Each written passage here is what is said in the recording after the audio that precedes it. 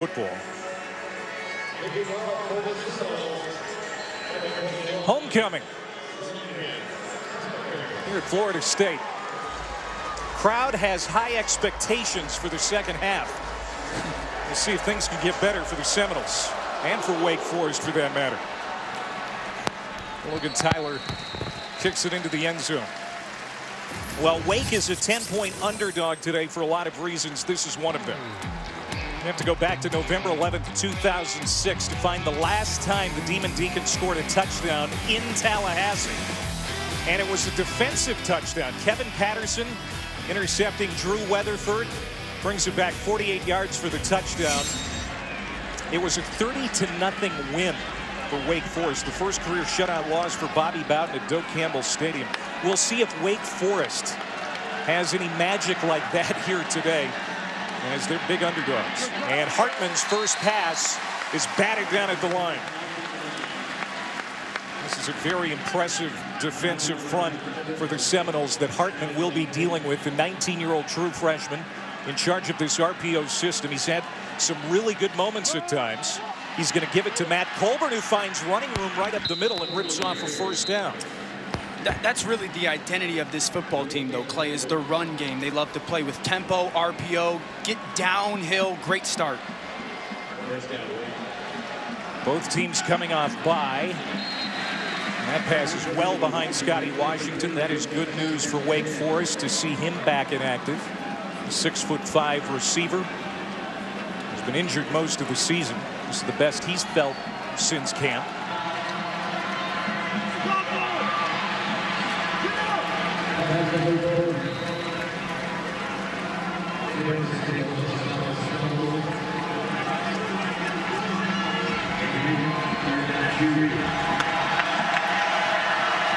Match up well against Wake. Hartman to the outside, and he's complete to Frudenthal, the tight end. And just like that, Wake Forest is into the Seminoles side of the field. The former walk-on with the catch. First down and 10 from the 45 of FSU. Good little design by Wake there, knowing Florida State's going to be in man. Kind of a pick play to get that third down conversion. Now they'll slow the tempo down. Both of these teams like to run with tempo. High snap. Hartman puts it in the belly of his running back. That's Colburn again. Colburn with over 2,000 career rushing yards. The senior is the workhorse in the run game.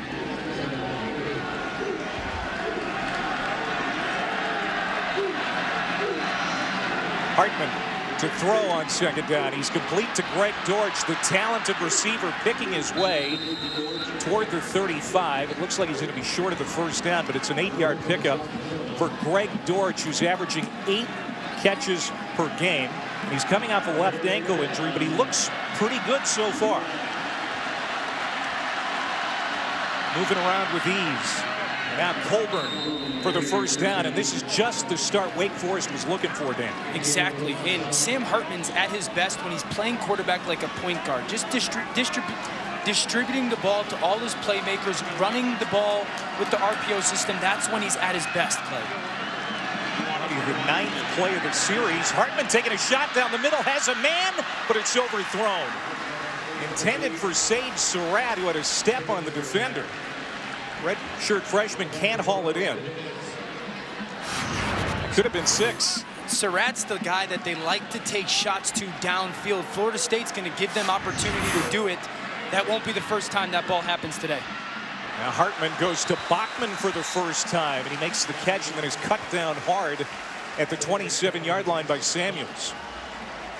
Stanford Samuels, the free safety.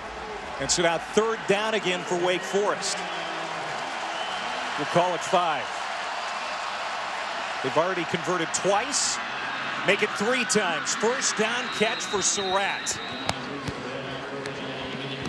Nice mix of pass and run here for Wake. Well, I love the fact that on first down they took that shot.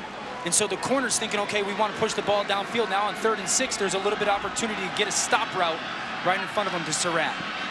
Hartman flushed down to the pocket, and he'll throw to the sideline, incomplete, intended for Surratt again. You know, Wake Forest needed the bye week to recover from the Clemson rout and the difficult first half of the season, but more importantly than anything, to get healthy. And we're seeing a lot of the guys move around pretty good, including Dortch, who's been banged up.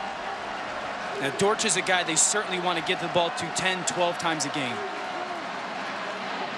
Colburn. Right into the middle of that Florida State defense, the #1 rush defense in the ACC, and it'll be 3rd down and about 6 here for Wake Forest. 14th play of the drive. Hartman, incomplete, intended for Bachman. It's 4th down. So Florida State is able to slow down the progress of this Wake Forest offense, which came out like a well-oiled machine, and the field goal unit will come out. You have to feel fantastic about yourselves if you're Wake, because even on that 3rd down when Hartman just misses Bachman, Florida State was struggling to get lined up, and Wake Forest is not going to back off that tempo. So Florida State's got to have a lot of conversations on that sideline, getting things correct on the defensive end. Here's Nick Skiba, the true freshman. A 32-yard attempt. He's 9 of 12 on the year. And it's Knowles down 3-0 after a 15-play, 61-yard drive that resulted in a field goal for Skiba. Now Darren Ford ready to kick off for Wake Forest. Anthony Grant will take it from the 2-yard line for the Seminoles. He takes a hit, gets across the 20, and he's tripped up at about the 33-yard line. That's where Deondre Francois will go to work with this Knowles offense.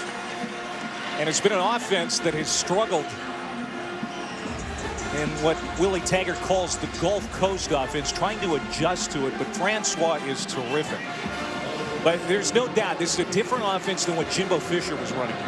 Yeah, I mean, the thing is they play with crazy pace, and they have a bunch of different formations. So it stresses everybody in the offense of getting in the right spot, playing with tempo, and that takes a lot of time to get used to, Clay. Let's see if they go as fast as Wake Forest did on their opening series. First pass is incomplete out into the flat, intended for Patrick. Deondre Francois, the ACC Rookie of the Year in 2016, of course, well documented about that left knee injury that he suffered in the season opener last year against Alabama.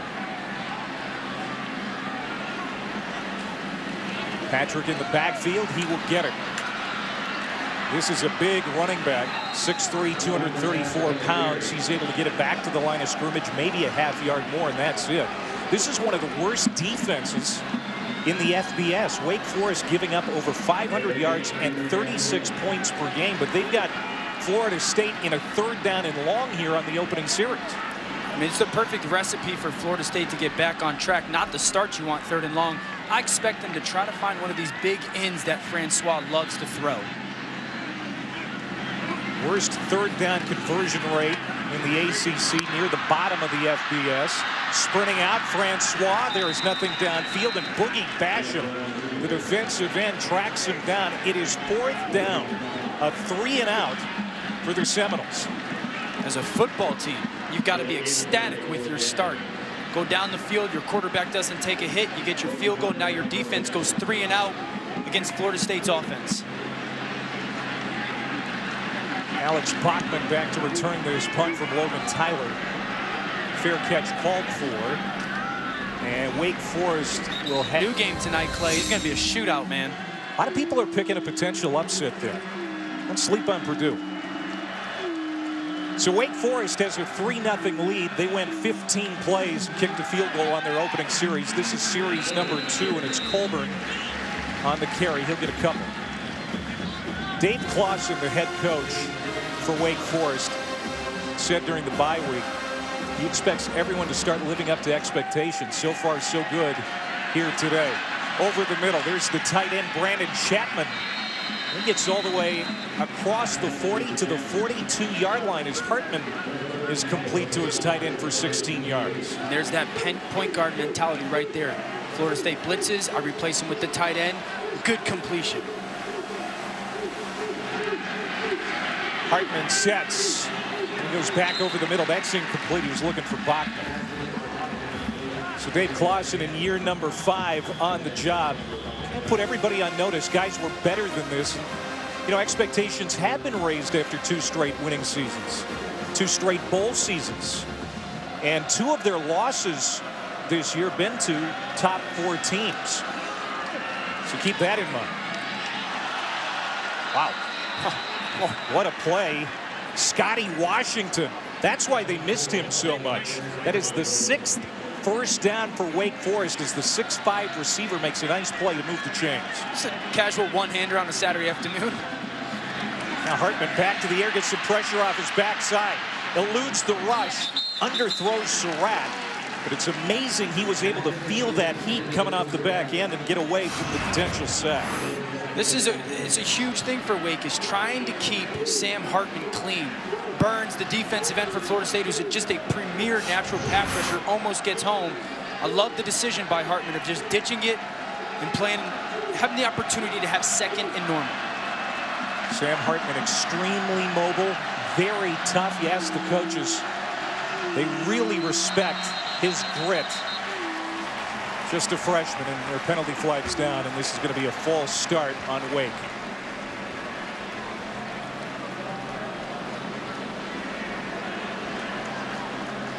Sam Hartman, only a true freshman. Keep that in mind, gentlemen. And Dave Clawson told me right before opening kickoff, he said, listen, this kid has matured more than he believed he would be.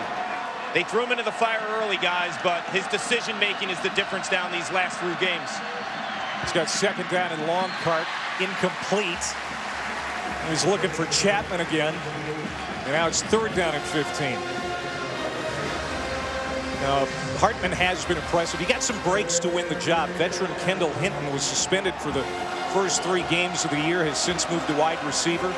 Sophomore Jamie Newman is injured in camp, but he has taken control of the position. Incomplete to Surratt again. And that'll bring up fourth down for the Demon Deacons. And obviously, you don't want to live there. Third and long against Florida State. Florida State loves to get a unique package on third down where it's a 3-man front, bunch of different blitzers, bunch of different coverages. Hartman's got that throw. Surratt's there. It's just you've got to get it up over a defender and down in time. Don Maggio comes on. He punted 12 times against Clemson 2 weeks ago. He needed the bye week just to rest his leg. His punt is short, but it takes a Wake Forest bounce. Rolls inside the 20 and out of bounds near the 17-yard line. Home debut tonight. I'm more fired up for LeBron's home debut. That's what I know. That is going to be stellar. All right, here comes Florida State with Jaquez Patrick on first down. Gets to the 22. Basham on the tackle. That's a gain of 5. Second down and 5 coming up. Florida State 3 and out on its opening series. Trailing 3-0 here on homecoming. Francois out of the gun. Patrick wrapped up, brought down. It'll be third down, and let's check in with Chris Cotter. Okay, Clay, Dan, time for DirecTV. More for your college football thing. Huge game in the ACC today involving Clemson and NC State. Tigers get on board first. Travis Etienne has been so amazing at that tailback spot, and he does it again. 7-zip Tigers on top on ESPN. I know Tua is your guy for the Heisman, just about everybody's, but Etienne should be in the conversation. There's no doubt. He's carried Clemson offensively. Third down and long here for FSU. Francois rolling out. Missed Terry on that pass near the 33-yard line. And Florida State goes 3 and out again. Amari Henderson on that coverage. On the second down run, they get penetration allowed up front, and that gets you into third and long. And no team is equipped to be in third and long, especially Florida State, who does have some issues up front in their offensive line. So right now, it's about doing the little things on first and second down to get yourself an easy third downs, Clay. And a great start. Tyler's punt fielded by Bachman. He's met, but he gets out of trouble. Gets to the 40. He's at midfield. Alex Bachman to the 40, and Florida State finally brought down at the 36-yard line by the punter, Logan Tyler. There is a late flag down on the field. What effort by Bachman, who's done a really nice job at receiver this year for Wake, but just playing tough. Finishing the run, and now Wake Forest offensively should have really good field position.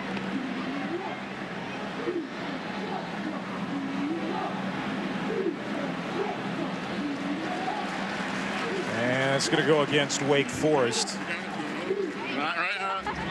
Alex Bachman is down on the field. We'll check on him when we come back.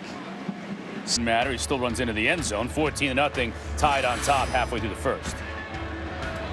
They can make mistakes, and it still works out right for the tie. Just run into each other.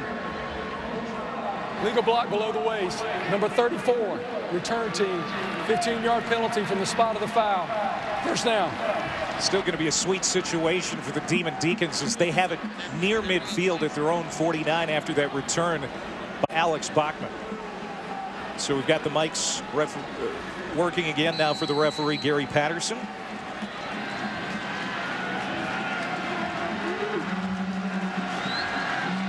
Sam Hartman going back to work. Hands off to Cade Carney. His first touch today.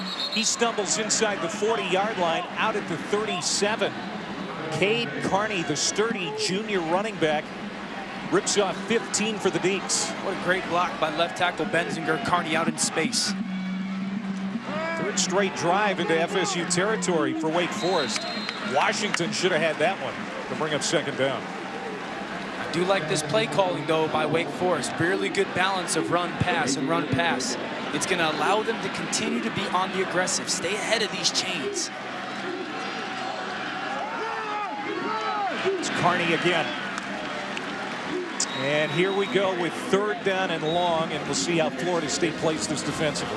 Third and long, they love to do what we call, or what they call, is this delta package. Again, it's 3 down linemen, and everybody else is kind of walking around. And so as an offense, you don't know where you're blitzing from, what coverage you're doing. Tons of communication is necessary. Bringing some pressure. Hartman gets rid of it. Got it to Dortch. He'll lunge toward the line to gain, but he's going to be short. Greg Dortch with his second catch. It's a gain of 7. We'll see what Dave Clawson decides to do. Tempo helped them on that third down there, and you're going to see it again, just trying to quick snap Florida State. Trying to convert fourth down. Carney, like a bull moose, lowers his head, and he'll drive to the 25-yard line, and they'll move the sticks. Well, Dave Clawson right now going for it on fourth down. And Hartman doing a beautiful job, again, of just running this offense, that point guard mentality. 7th first down for Wake Forest. Florida State doesn't have one yet. Dortch, getting him in space is always dangerous. Slips down at the 22. That's a pickup of 3. Tried a little quick play, a little pump to a screen and hit a deep ball. I love the decision by Hartman. It's not there, get it away. That's 6.5 to go here, opening quarter. There's Washington again with that long body. He's down at the 12. That's another Wake Forest first down. This defense has been on its heels all game.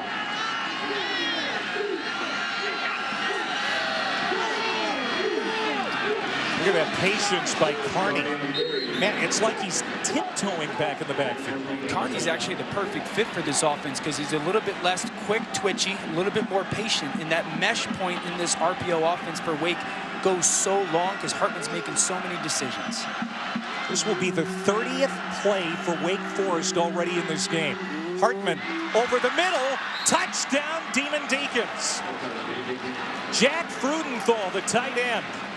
And it's the first touchdown in Tallahassee for Wake Forest in a dozen years. Sam Hartman cannot be more impressive right now. Florida State all-out blitzes. Everybody comes up from the inside. You just replace him with the tight end Frudenthal in 2 incredibly impressive drives by Wake Forest. How about this start for Wake Forest? 10-point dogs. They could go up by 10. 6 minutes to go here in the first quarter. Skiba with the X22, and they've got a 10-0 lead. And I bet you those 30 plays have been running about 4 or 5 minutes of game time, just the pace that they're playing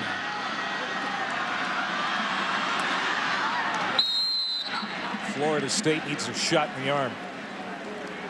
15 schools all on one network. A new place to call home. The ACC network. Coming in August 2019. Florida State joined the ACC in 1991. Wake Forest, an original member. Back when the league started in 1953.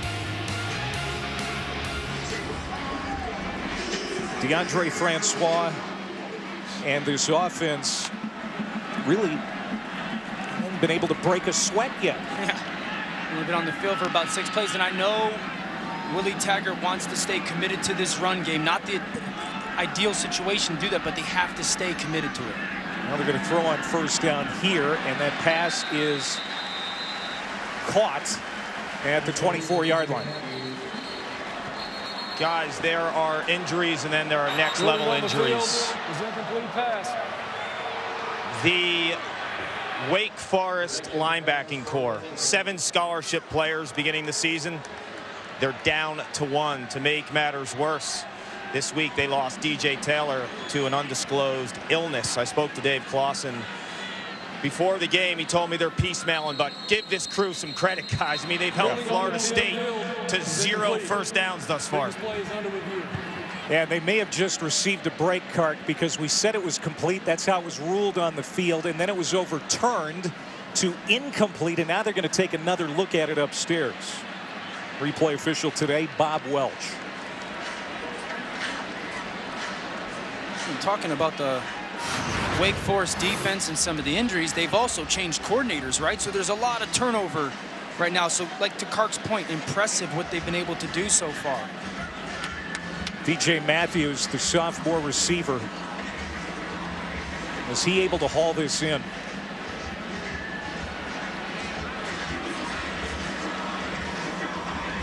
Top punt return man in the ACC, also a dangerous receiver. And again, it was ruled an incompletion on the field. It looks like that ball moves to me. Now, is his left hand underneath that ball as he rolls over his body?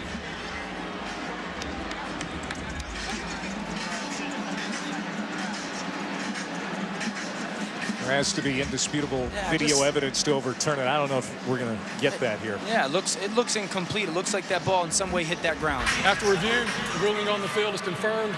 Incomplete pass. Please reset the clock for 5 minutes, 51 seconds. 5:51. Add 10 seconds back on the clock as we take a look at the impact players. Yeah, for Florida State, it's one of their big-time playmaking receivers. Tamarion Terry's a huge athlete. There's going to be balls down the field to him. Go make them. Cam Akers, trust your eyes. You're best when you trust your eyes as a back. And then for Wake Forest, Sternad playing a little bit of a new position. Mike linebacker, use your height in the pass game. And Cam Glenn, a safety that they move all over the place. You got to lead by example today. Yeah, Cameron Glenn very vocal about the seniors needing to lead here over the final 6 games for Wake Forest. That pass is complete and out to the 25-yard line. DJ Matthews able to haul that one in. That is the first completion for Francois. It's going to be 3rd down and 1. Yeah, good job utilizing space, spreading Wake Forest out. DJ Matthews is a guy for them, for Florida State offensively, that they need to find ways to get him the ball in space. He's such a special athlete. We'll go in motion. Akers in the backfield. This is his first touch. And that's the first down today for the Seminoles. It's been a frustrating year for Cam Akers. They've had some issues, obviously a new offense and tempo, and everything's different formationally. Now, people need to understand that just because Florida State ran a run play last year and it's the same kind of run play, everything's different with blocking schemes. So it takes time for backs to truly understand how that all marries together. The big thing, understand in this offense where the unblocked player is.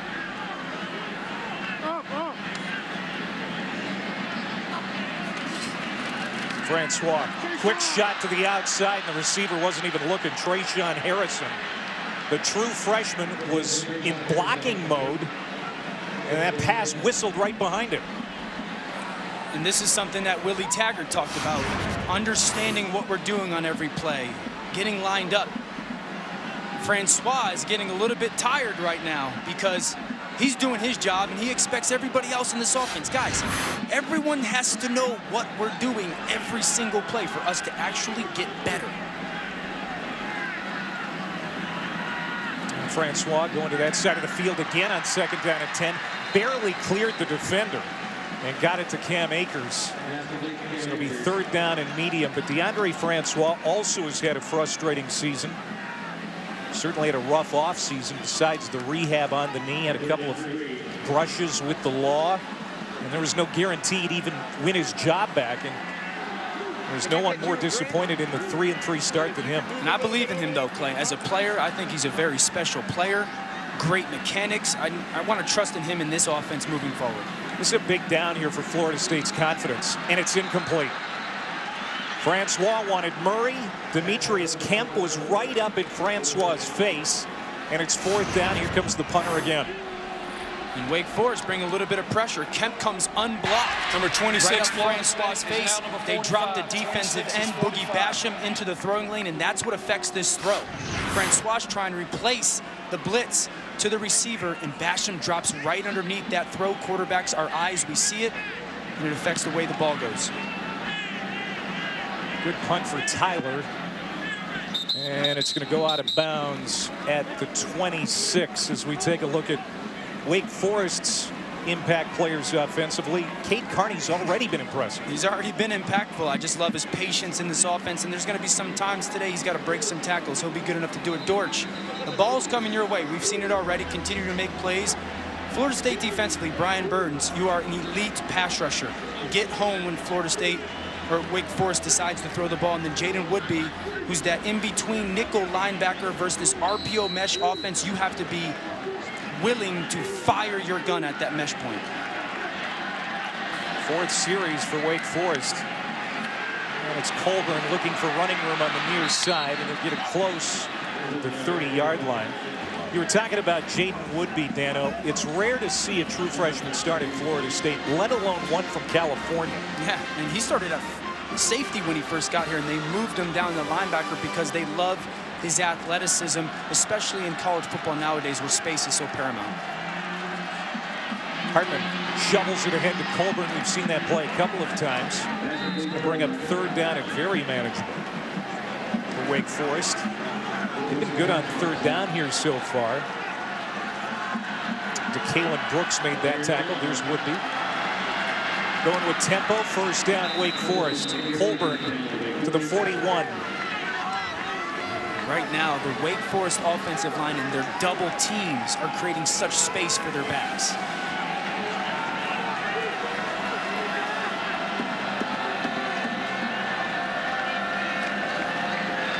Hartman from a clean pocket just missed Chapman, the tight end, going up the seam.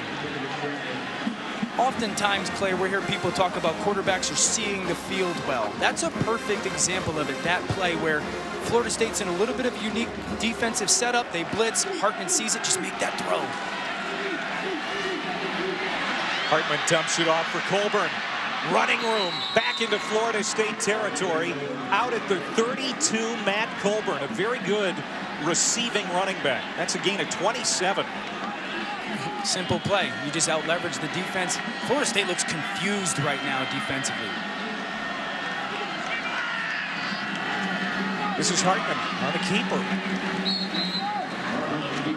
32 points per game for Wake Forest. They only scored 3 against Clemson 2 weeks ago. Had just 249 yards of offense, but this offense looks slick today. On 2nd down, oh, that missed Colburn. Same play, but to the other side of the field. Joshua Kando got in there to disrupt. Now 3rd down. What's been the most impressive thing is kind of this clinic being put on by Sam Hartman in this RPO offense. 3rd down, you got to be conscious here that you could be in 4-down territory, so treat it as a down to just get some yardage. Colburn brought down at the 30-yard line. It'll be 4th down here for Wake Forest. And we'll see what Dave Clawson decides to do this time. He's going to keep the offense out there. I like this call. You're not going to punt from here. Your offense is rolling. Hartman getting some pressure. Look out. Swarmed under by Brian Burns. Corey Durden, number 16, also in there. That's a loss of 10. And Florida State will take over on downs with great field position. I like the play call. I don't like single blocking a guy as dominant as Brian Burns on the edge. In that situation, you know you're dropping back. Burns knows as a defensive end it's a pass situation, so I would have loved to have seen a chip there. But still, if you're on the sidelines for Wake Forest, you got to feel pretty good, Clay. You've been moving the ball up and down a defense that we saw 2 weeks ago dominate Miami. Brian Burns with his 8th sack of the year. You said it before, that's a future NFL defensive lineman. Yeah, he's an Aldon Smith, Jared Allen type guy. Just 1 first down so far today for Florida State. Matthews, that's going to be a loss. Boy, Wake Forest, you can tell they used the bye week to prep for Matthews because they know he can do just about anything. We saw him throw it in the Miami game. What's really standing out about Wake Forest right now coming off that bye is they look really fresh, both offensively, the surge, but defensively, they are running sideline to sideline very well right now. Defense that gave up almost 700 yards and 63 points to Clemson 2 weeks ago. Francois trying to fit it into a tight window and does. That's Gabe Neighbors with just his 2nd career catch. It's a gain of 7. It's another 3rd down here for Florida State. Francois getting some pressure late, complete. Caught at the 44-yard line by Keith Gavin. And into Wake territory for the first time are the Seminoles. Really the same play they ran on 2nd down. He sees the coverage, squeeze inside, good completion. Francois. Boy, what a strong arm. Complete to Marion Terry inside the 20. And just like that, this offense has come to life. It's the same play again. They're just putting a guy over the middle of the field, over the ball, running a curl on the outside, reading how the defender plays it. Great vision by Francois. Play fake. Francois, man wide open over the middle. And spinning inside the 5-yard line. There's Naquan Murray. First down, goal to go, Florida State. And you see Deondre Francois up to the line of scrimmage. Now, guys, we got to go. I don't need any celebration. We want to play with tempo right now. Akers in the backfield. It'll be Cam Akers into the end zone. Touchdown, Seminoles.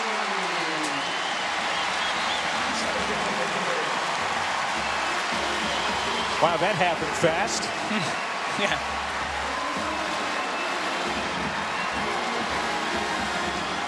It's a really good stretch for Florida State. A great 4th down stop. And then flip it over to your big-time quarterback. He gets a 3rd down conversion. A couple completions, seeing the coverage really good. And then with tempo, Cam Akers, their big-time back, finishes that drive. That was a key 3rd down conversion. Just their 2nd of the day. Now Aguayo for the extra point.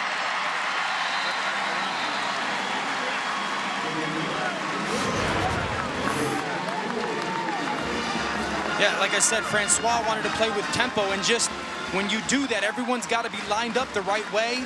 Wake Forest a little bit late to get there, and then Kemp's put on an island. Is Francois going to hand it off, or he's going to keep it himself? Good read by Francois that Kemp kind of... Rushing touchdown of the year. And Wake Forest will have it at the 25 as we go again to Chris Cotter. This big game in East Lansing, as we mentioned earlier, delayed forever by a weather delay. But when they finally got going, it was Michigan's defense.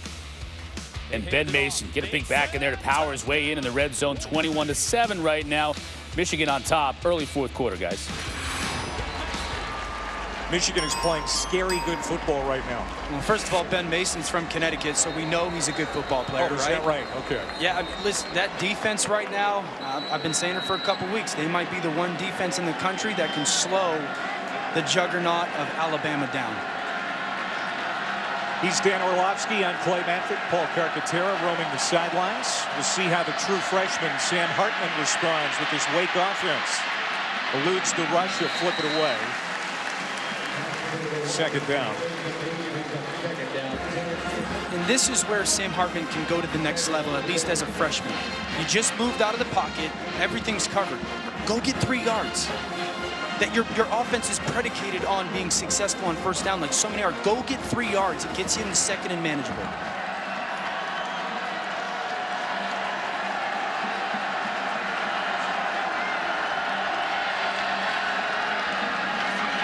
Hartman zings it over the middle. Complete. First down. Alex Bachman finally dragged down at the 42.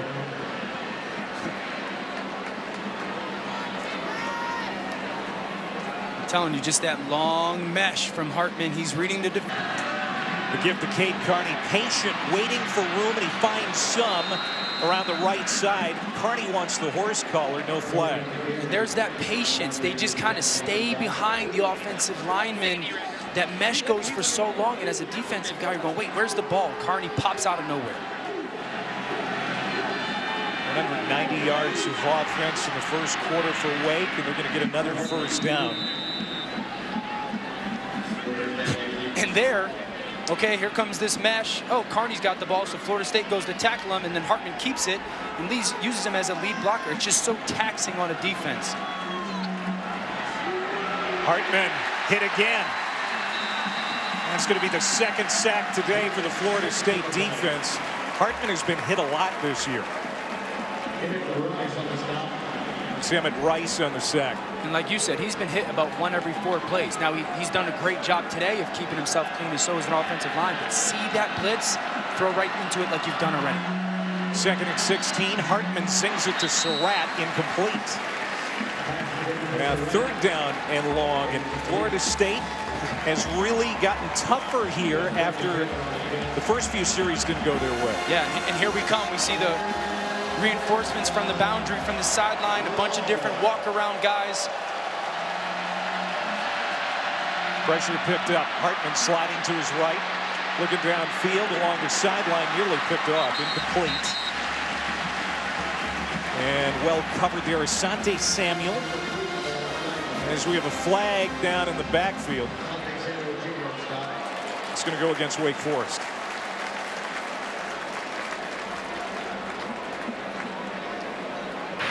Holding, number 71 offense. Penalties decline. 4th down. We talked about the hits that Hartman has taken this year. Here's another one. Like I mentioned, he's taken a shot about 1 every 4 snaps that he's on the field. 27 is now 46. Not a big kid. 45 He's tough as nails, not a big kid, but those hits add up for especially a young kid. Over the game and over the season, they wear on your body.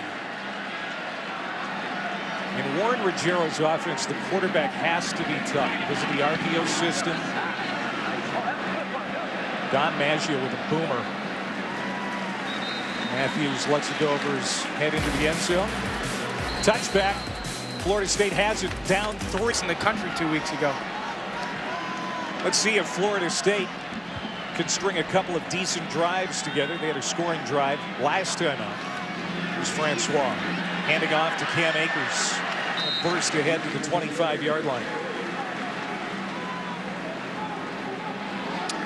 Good example of Cam Akers understanding that where that unblocked guy is. Wake Forest defender falling off of his right. Keep that ball front side. Nice run. 3 receivers to the right. Akers in the backfield. They fake the handoff to him, swing it out to Matthews on the screen, and he'll get a couple. 28 yards passing the first 3 drives. Francois 45 yards passing and a touchdown scoring on the ground on the last series. There's a pocket to throw from. That's the big difference is you give this kid time, he'll light you up. And then the finish by Cam Akers to go get in the end zone. Now they've got a 3rd and 2. They're 2 for 5 on 3rd down today, but this play is going to be whistled dead. It's timeout. Florida State. First timeout of the half. Media Florida timeout. State taking a break. Under 13 minutes to go before half /ESPN. We encourage everyone to do that. Wow, heartbreaking stuff. On 3rd down and 2, it's Cam Akers. First down, Seminoles. He's now going to have it at the 48-yard line. Demetrius Kemp with an unsportsmanlike conduct penalty. And this is a Wake Forest team, Dano, that doesn't commit many penalties. Only 20 on the year coming into the game.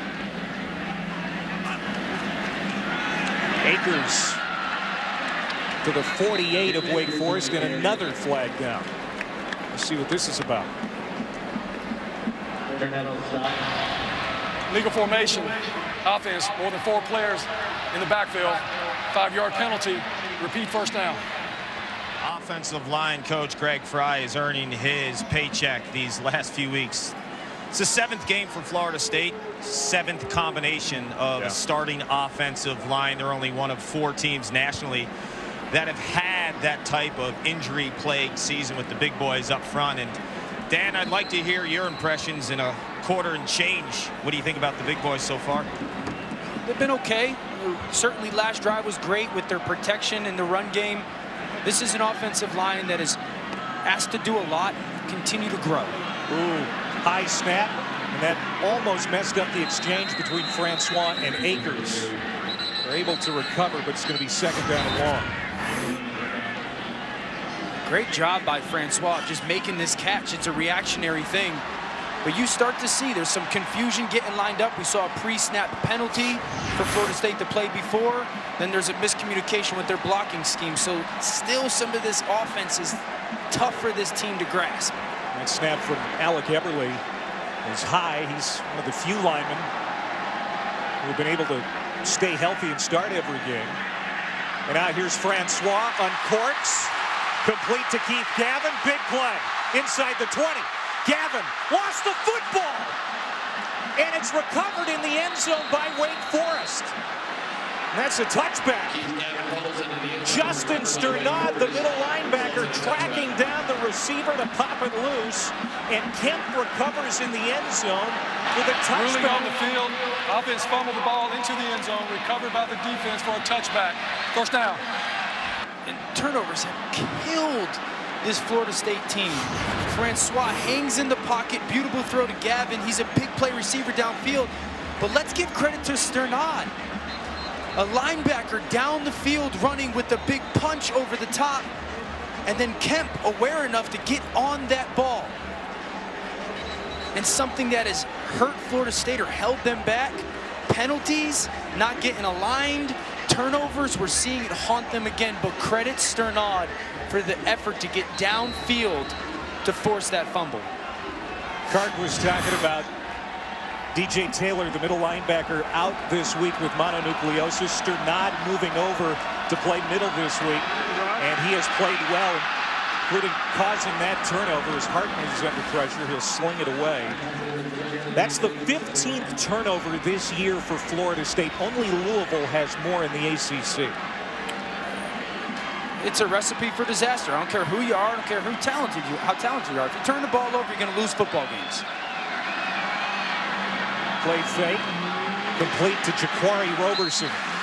And he's going to be cut down short of the line of scrimmage. Levante Taylor, the cornerback, with a nice open field tackle. So now 3rd down and long here for Wake Forest. And we've seen this Delta package again, the 3rd down. So the first time Wake Forest had to see it against Florida State, it was cover 3.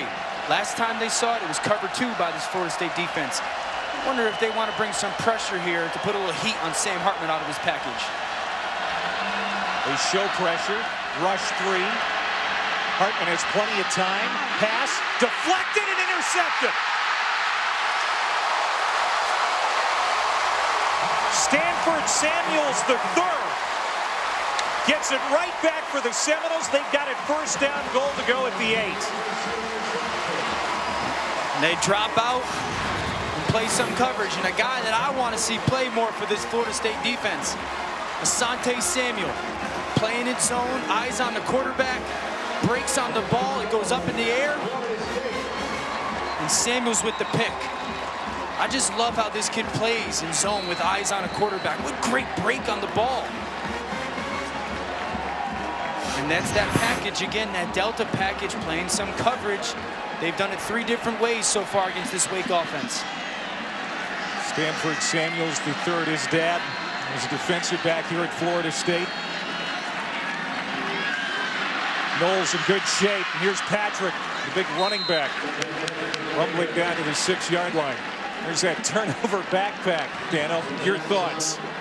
I'm more of a Travis Matthew backpack guy. That's what I'll carry, but to each their own. One of the more interesting turnover trophies in college football, that's for sure. Patrick again in the backfield. Francois feeds it to him. And now it's 3rd down and goal to go from the 2.5. And on that last play, Florida State had a wide bunch all the way to the field and the back and tight end that side. 5 guys to the strength of your formation.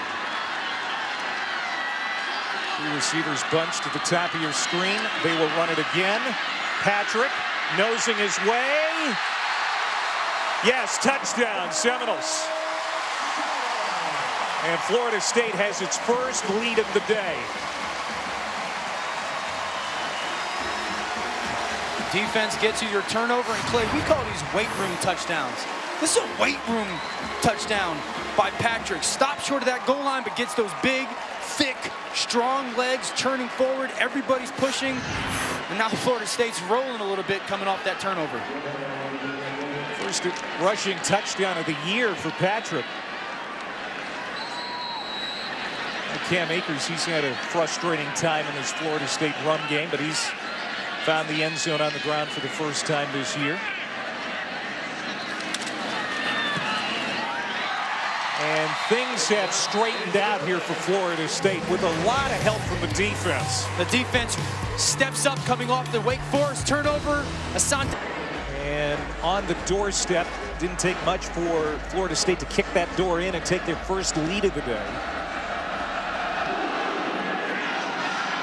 So Logan Tyler kickoff is going to get into the end zone. Let's go to Chris Cotter for an update. A couple of games to update, Sean. Let's start with Penn State at Indiana. This game over on ABC. Tommy Stevens, like the big Wildcat quarterback for Penn State, steps back and throws to a wide open Pat Fryermuth, 14-14 in that game. Nebraska, Scott Frost looking for his first win as head coach of the Cornhuskers. It's looking pretty good so far. Adrian Martinez, he's healthy, he keeps it and scores 21-0 over the Gophers in the second, guys. All right, Chris, thank you. We're going to keep an eye on Sam Hartman, the quarterback for Wake Forest. He took a hard hit on the last series for the Demon Deacons. Came from Janaris Robinson, as it happens. Christian Beal-Smith will get his first touch here today. The running back picks up 6. We've said Hartman's been hit a lot this year, and he has showed incredible toughness. 2nd down and 4. It'll be Hartman keeping in himself. 3rd down and 2. I know he's a special player. I love the kid. He's tough as nails. 4 minutes ago, he took a shot on his hip. Can we not run him on 2nd down? Can we give it to our tailback?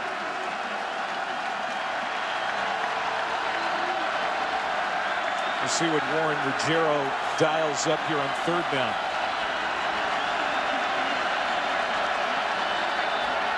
It's a pass play. Hartman looking right, running left. Flips it downfield, incomplete.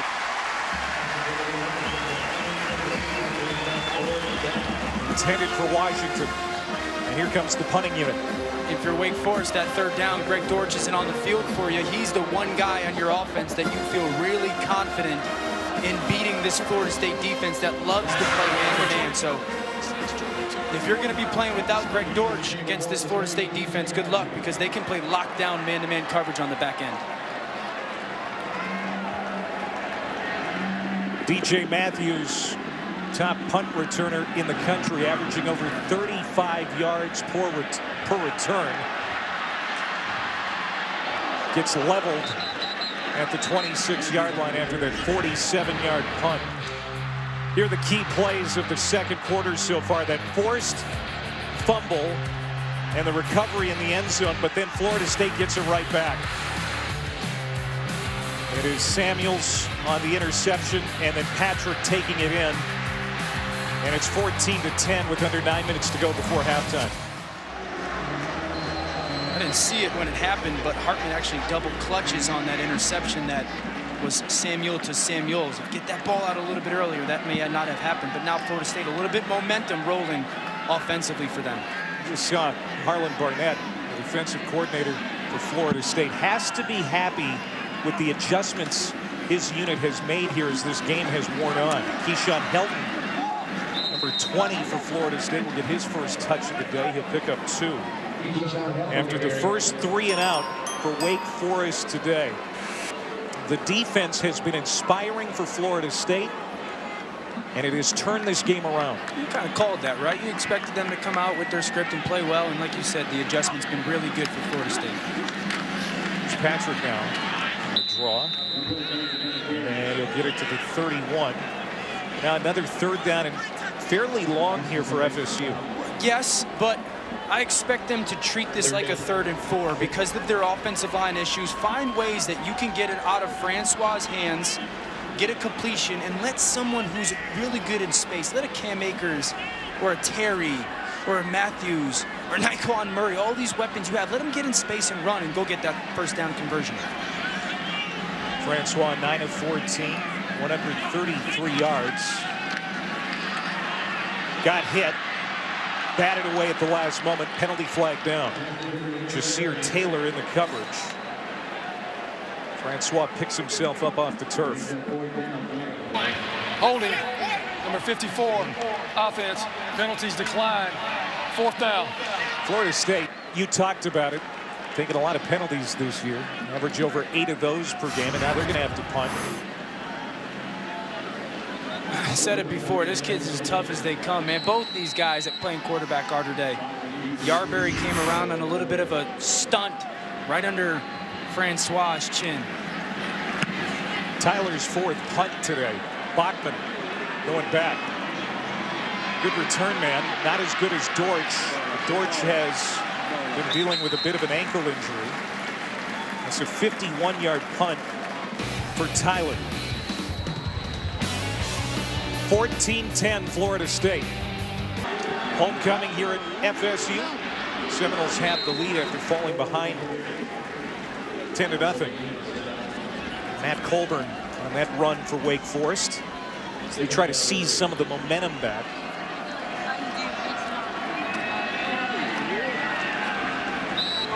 Matt Colburn, another patient run. Be about a yard short of the first down. Really been impressed with the Wake tight end Chapman. He's held the point against Janaris Robinson a lot today and doing a good job with it. He's number 23 at the top of the formation. And that will be a first down. There's Janaris Robinson, sophomore from Panama City, and we really hope that his family's life can get back to normal as soon as possible. We showed you those pictures from Hurricane Michael. Just devastating. That's tipped. Ball up in the air. Who came down with it? Nobody. Incomplete.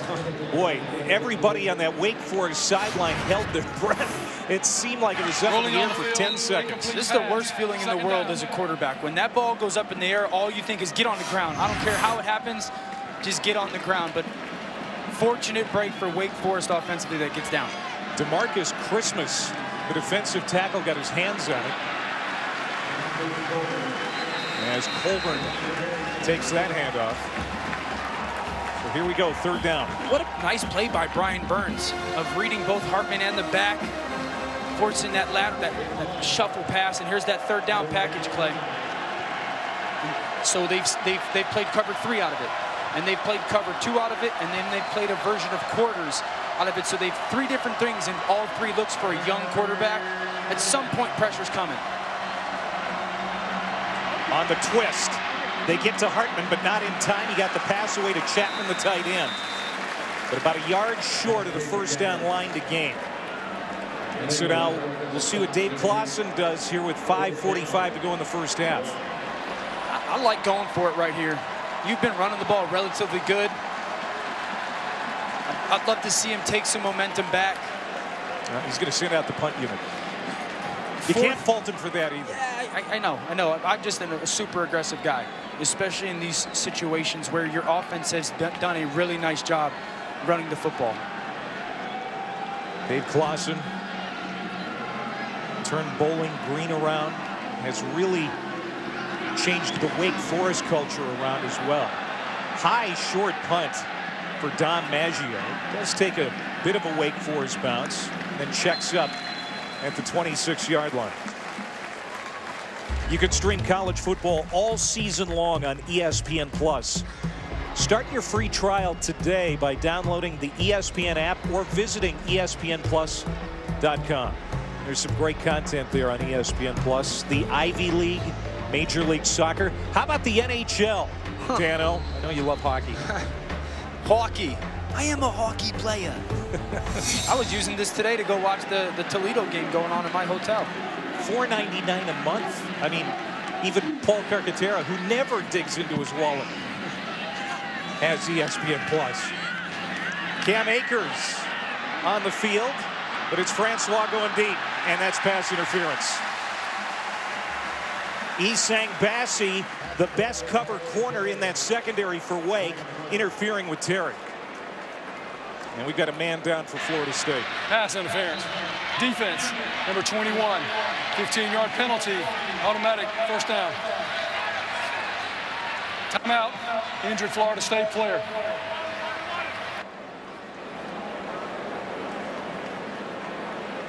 Isang Bassi, one of the leaders in that secondary, and here's the mistake. And Francois took a shot. First of all, the pass interference is a legit call, but Francois gets laced right there. It's not a great thing when the biggest narrative for your offense is, man, our quarterback is super tough. I give him credit because I would have lost my mind by now. And one thing that Willie Taggart is losing his mind over is the injuries on that offensive line, as Paul Carcaterra talked about. Brady Scott is up to his feet, and this is a good sign that he's mostly under his own power as he heads to the sideline. The right tackle making his way off for Florida State. Let's go to Chris Cotter in the studio. Okay, guys, halftime coming up. Emmanuel Acho, Jim Mora will join me. We'll talk about the big battle in the ACC. Unbeaten NC State and Clemson going on right now. Plus, Michigan continues to look really good on the defensive side, and a whole lot of other great games to show you highlights about that's coming up at the half. We'll see you then. They're seeing about 5 minutes. So Brady Scott is off. The redshirt freshman recruited to play center, but they've needed him to play tackle. He limps off as the ball comes out, but the play is whistled dead. Akers on that carry gets about 5 yards. On the field was ball carry. His knee is on the ground. Second down. The injuries just coming one after another, especially up front for the Noles. I was just going to say, now another offensive line group of 5 on the field.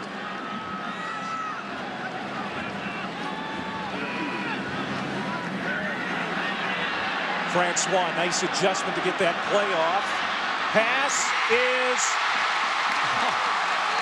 caught. Touchdown. Penalty marker back in the backfield.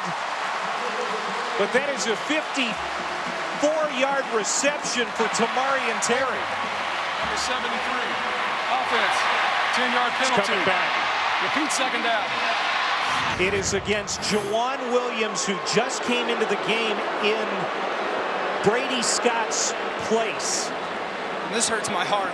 This is an absolutely incredible play by Francois and Terry, and that's a legit hold. That's the right call. Williams beat inside, tugged jersey. But I'll tell you what, you want to watch a quarterback in a lot of ways just go, everybody watch me. I'm just going to continue to make plays. Move in the pocket, bomb downfield, Terry with the big play. Now you got to reset. Now you got to reset because it's second and long. Don't let that penalty and the big play getting negated overcome you trying to go execute your offense. Williams wouldn't have been in the game if Scott hadn't gotten hurt. It's just a devastating penalty for Florida State. What arm talent from Francois. Looking to throw it again. This time he finds Murray along the sideline. It'll be third down and more manageable here for the Seminoles with a shade over 4 minutes to go. But I'm going to put you on the spot. Francois, a junior, is it a good bet that he leaves after this year? Because he certainly has the skill set to play at the next level. To be honest with you, I think a lot of it depends on what happens these next 6 weeks for him. And if he continues to grow in comfort. But he's going to graduate. And I'll tell you, this kid is NFL capable to go play at the next level. He's going to get his degree this fall. Wow, there's a bullet to the 44. Snared by Murray. First down to the 40-yard line. A 16-yard pickup. That was a laser. Well, I said it in the beginning that mechanically he's so good. And that's the quickness of that ball fake, set, foot in the ground, drive it, accuracy. I love his mechanics. He gets set. Francois, quarterback keeper all the way. Ducks under a tackle. He'll get a yard and a half. They like to do that. They like to get in those unique empty formations, wide bunch to the field, a 2-receiver stack all the way into the boundary, and just see what numbers you've left defensively in the box. If there's 5 guys, we'll run this quarterback draw. We'll run Francois. If you've got less, kick it out for a quick wide receiver screen or something like that. But here, we'll see. I want to see them be aggressive here, treat this as 4-down territory. Florida State with 2 timeouts remaining. Wake Forest has all of its timeouts. This is caught by Murray. And he's down at the 35. Short pickup. 3rd down again here for Deondre Francois, who played 3 years at Olympia High School in Orlando. His senior year at IMG Academy. People have known about him for a long time, but of course, last year, the injury to the knee wiped out his entire season, saved 1 game. Akers is going to be cut down well short of the line to gain. Demetrius Kemp with the stop. What do you call him? And I'm okay with those 2 back-to-back play calls because, like I said, I believe this is 4-down territory. I'm trying to find a way to get Terry or Keith Gavin one-on-one, put them on the side of the field by themselves. I don't believe Wake has anybody who can cover them. Wake Forest. That's their first time out of the half. Wake Forest spends a timeout. Each team has 2 remaining here in the half. 2:07. Justin Herbert next year's draft, and they'll have a combo. Find that needle in a haystack. It could work out just fine for the Giants. We'll have to wait and see. But 2 teams that are really struggling this year. Still a lot of talent on that field for the Giants and Falcons. Man wide open in the end zone. That is caught by Naquan Murray. A 33-yard strike by Francois. Paul Carcaterra, starting quarterback for the Giants, with a beautiful throw to get Florida State on the board. Oh, that was subtle. Francois with his 12th touchdown pass of the year. And Aguayo comes on the extra point. This game did not start well for Florida State, but the defense and Deondre Francois have come alive, and now the lead is fairly comfortable for Florida State looking ahead to halftime. I love it. Just a little bit. They take both receivers, Nooney Murray and Keith Gavin, almost like it's a double move, both of them out and ups. The corner sees the nod. Jasir Taylor overlaps, thinking a seam is going to get thrown, and he leaves Nooney Murray on the sidelines. Beautiful read for Deondre Francois, who's obviously fired up. And I said it before, Clay. Everybody watch me. I'll put this team on my back. And we see it by his performance right now in the first half. We had a chance to talk to him last night. He is a confident young man. He is very proud of his Haitian descent. Talked about the injury last year, the struggles this year, but individually, no doubt, he has a lot of talent. He knows it. And he can lead a great second half for Florida State. Granted, the competition is going to be brutal. Toughest schedule in the country, right, coming up? The second half of the season, but Francois with a great drive. And it's 21 unanswered for Florida State after falling behind 10-0. This state, but they have responded. And now it looks like Wake Forest is kind of content to go into the half. They've slowed themselves down a little bit, not really in the 2-minute drill type tempo. Carney again. And you don't like that. Well, I mean, you had 2 minutes on the clock. You play with tempo anyway. It's not like your offense has played poor, so you never know. You hit a short pass, turn something into a long run. You just never know. You got to go score some points. They go a little quicker here as Carney comes back in motion to the left of Hartman. Pressure off the edge. Hartman ducks out of the way. Eyes downfield, throws to the sideline, incomplete, intended for Stephen Claude. And so now it's 3rd down. Pardon me, 2nd down. Look at the first quarter for Wake Forest. I mean, they ran 41 plays in that first quarter. They've got 83 right now. And Florida State defensively really got it going. Start of the second quarter.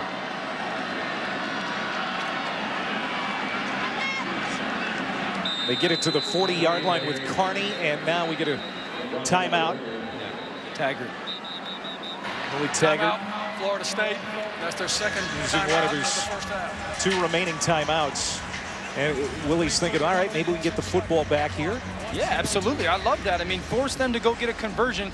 We've seen what the 3-down package, their Delta package, Florida State defensively, how successful it's been this afternoon. I love this because movie taken when he goes, good luck. Because that is a brutal upcoming schedule, but they've done a nice job of being focused on today. Now let's see if they can get off the field on 3rd down, create some pressure, and then maybe you can go down and score another 3 or 7 points. 41 straight winning seasons, 36 straight bowl appearances. Those streaks in jeopardy this year as Washington is complete to get the first down. That's big for Wake Forest. They will not hurry up to the line. Kind of plod to the line. Hartman taking a shot deep down the sideline. Well incomplete again, looking for Washington. So the clock stops. 49 seconds to go before half. Scotty Washington looks a little tired right there, almost gave up on that go route. But I'll go back to this. You still have plenty of time. I would love to see this right here. Move the pocket for Sam Hartman.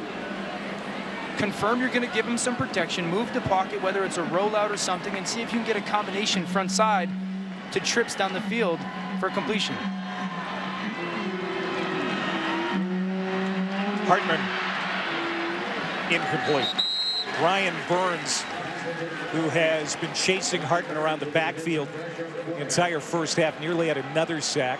He's got one to his credit today. He wants Peter Boulware's team record of 19 sacks. He's going to have to get busy. But we talked about it with him last night, and it was fun. Special player. Special pass rusher, very natural for him. Just his ability to bend is very almost Vaughn Miller-esque, where he can just bend underneath those tackles. And here it is, the 3 down front. Walk around communication-wise. Who's Wake Forest going to block and how? There's Carney. Cut down, and now we'll see if Willie Taggart spends that last time out. Wally Ame on that stop. Timeout, Florida State. Yeah, that's Florida their State third uses and its final timeout. 36 half. seconds to go 30 seconds before timeout. half. And if you give Deondre Francois any time, we've seen how far he can throw it. Absolutely, and part of this is, you know, Willie Taggart's trying to build a culture, trying to build a program here, and you're sending a message to your team of, we're not going to quit. We're not just going to go into halftime just because there's time on the clock. I'm going to make the other team snap it, punt it, get that off. Let's see if they can do that. Maybe we'll come after this punt to see if we can block it, because teams can go into a week saying, oh man, if they punt, this is a rush that we really like. We can go get one blocked here, coach. And also, DJ Matthews is a special return man who took one back against Miami 2 weeks ago. So I loved it from Willie Taggart. The dulcet tones of Dan Orlovsky. I'm Clay Matvick. Paul Carcaterra roaming the sidelines here in Tallahassee on homecoming for Florida State. They fell behind 10-0 to Wake. They've got the lead. That was nearly blocked. Dom Maggio gets it off.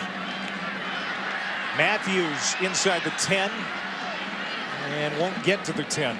Burns came in, and he almost got a piece of that punt. All six of them almost got home. He's a step away from getting that thing blocked.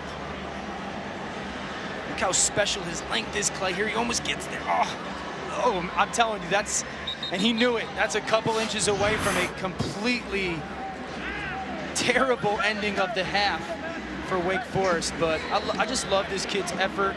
Spending time with him last night was really impressive young man. He's going to have the opportunity to be a impactful player in the NFL. Seems deep, intellectual, yeah, smart guy. Nothing like you. Yeah, right, exactly. The exact opposite of me. That's the best shot you had on me today. What took you so long? It's almost halftime. Let's see what Francois can do here with 27 seconds to work with and no timeouts.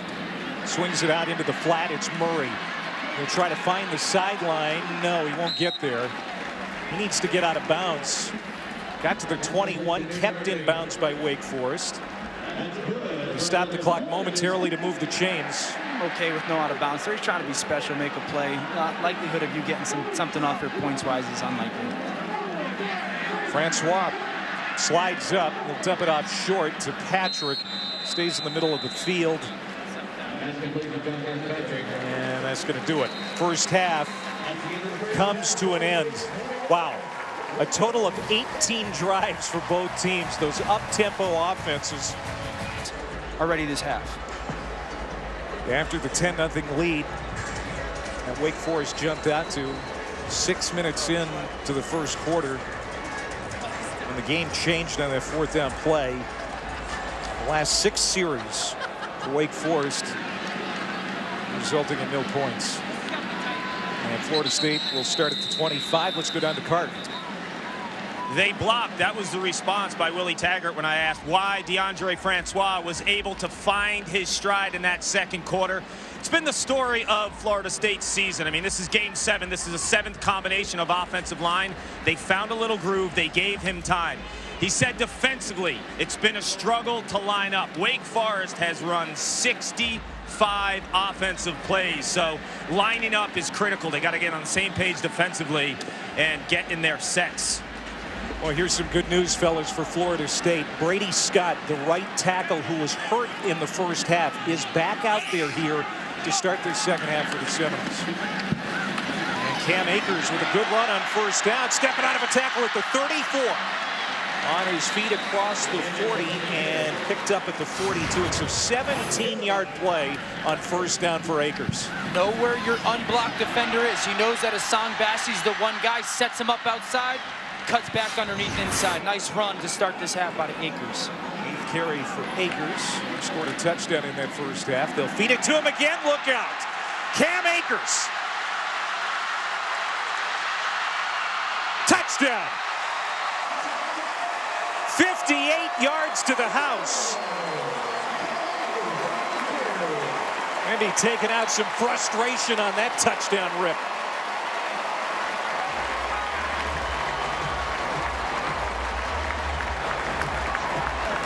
It has not been an easy year for the Florida State run game, in particular Cam Akers, the sophomore out of Clinton, Mississippi.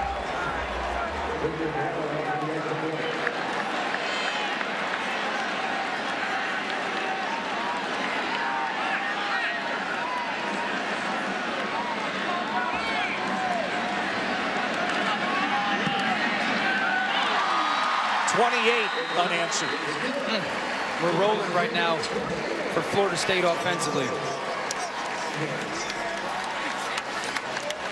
And Clay, I love it. It's really, for this offense, the same play back to back. I talked about it to start this half. It's inside zone. Understand where your unblocked defender is. He sets up Bassey, and then the touchdown run. Just that little move on that first down play gets Bassey to hang out a little bit outside. He's an unblocked defender. Cam Akers said, that first play, I gave you a little love on the outside. Keep you out there. I'm going to hit the hole this time up the middle. Leave that unblocked defender by himself. Cam Akers, when he trusts his 27 and understands the blocking schemes of this offense, is a dynamic, game-changing back. What a beautiful series of plays for their star tailback. Wake Forest did such a good job in the first half against that Florida State run game, held the Seminoles to 38 yards rushing. But there's a 58-yard touchdown run by Akers.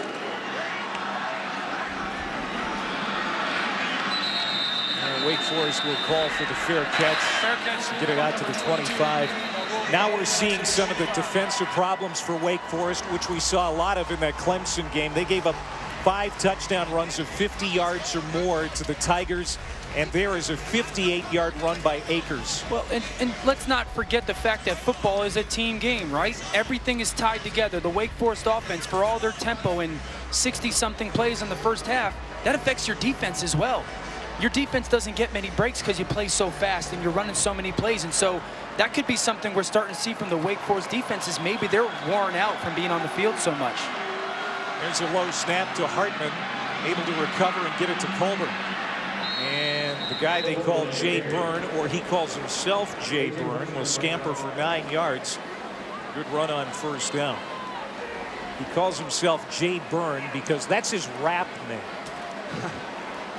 Do you have a rap name? I do not have a rap name. I don't know what it would be if I did. His music's good though. I mean, he's a talented kid. He's not just a good back. He's a good music guy.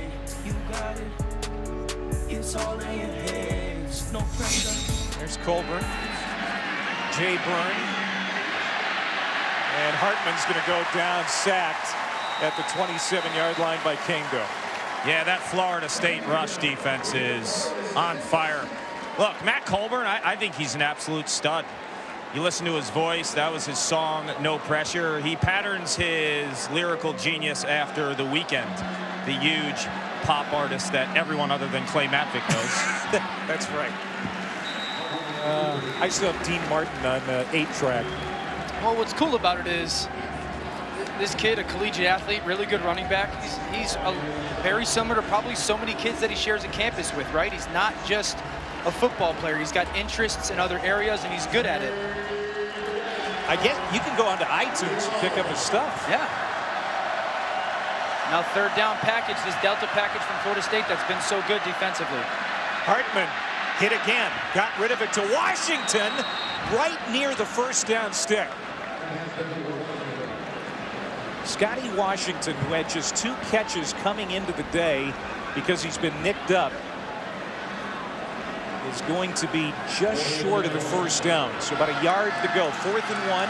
Dave Clawson's going to lead the unit out there. Matt Colburn. I don't know. It's going to be close and depend on the spot. Tavius Jackson is the middle linebacker, number 5. He made the hit. And they're going to measure. Timeout for measurements. And what big time penetration by 21 Marvin Wilson. Splits him, forces the back to have to go horizontal. That's the one thing you don't want to do on 4th and 1, is have to move side to side. You get a back to move side to side, everyone comes on your defense. Marvin Wilson made that play for Florida State defensively. Didn't get it. Second time today that Wake has turned it over on downs, and that Florida State defense, which turned this game around 6 minutes into the direction of Harlan Barnett, who spent the last 14 years working for Mark D'Antonio, first at Cincinnati and then at Michigan State. This group has played well, and now the offense goes back to work and a first down run. DJ Matthews.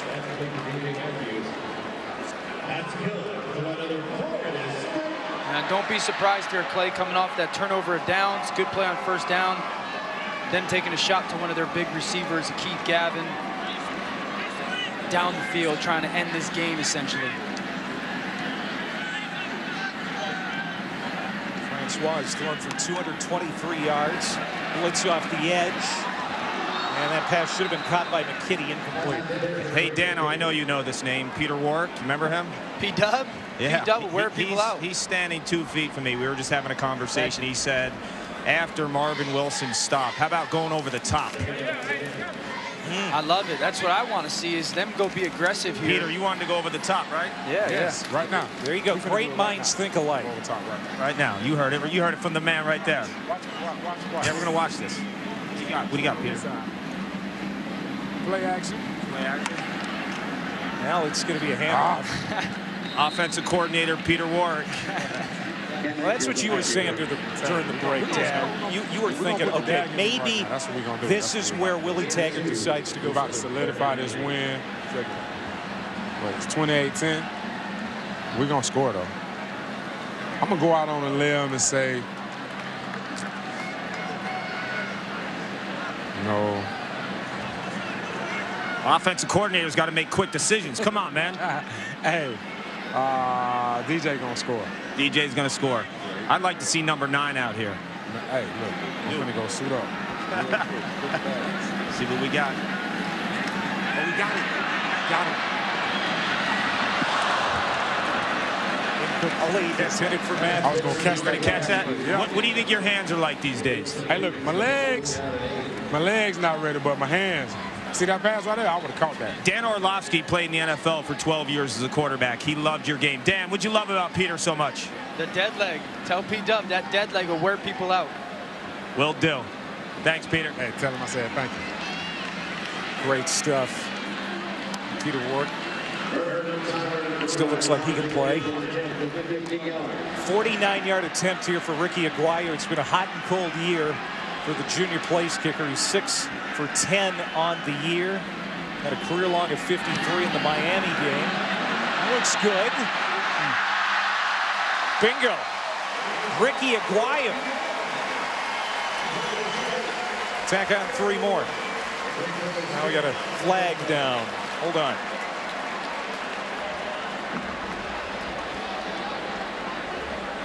Let's give some credit to that Wake D, though. After that quick turnaround, forcing that long Aguayo field goal. Really nice job by Wake on some pressure. Bend but don't break. Kudos. After the play, unsportsmanlike conduct, number 76, Florida State. That penalty will be enforced on the kickoff. That's number 76, first unsportsmanlike of the game. Timeout. Penalty against Arthur Williams, but it's not going to affect the field goal by Aguayo. Theme at those stops was recruiting and how good of a recruiter is. We asked him about it last night. He said the big thing for recruiting is I like to make sure these guys know how they're going to go become or do what they want to truly do. And it's going to be a long field here for Wake Forest. Matt Colburn on that catch off the kickoff. Going to be shy of the 15-yard line. Willie Taggart played his college football for Jack Harbaugh at Western Kentucky. And Jack says, you know, I've been a coach for 46 years, and Willie is the best recruiter I've ever been associated with.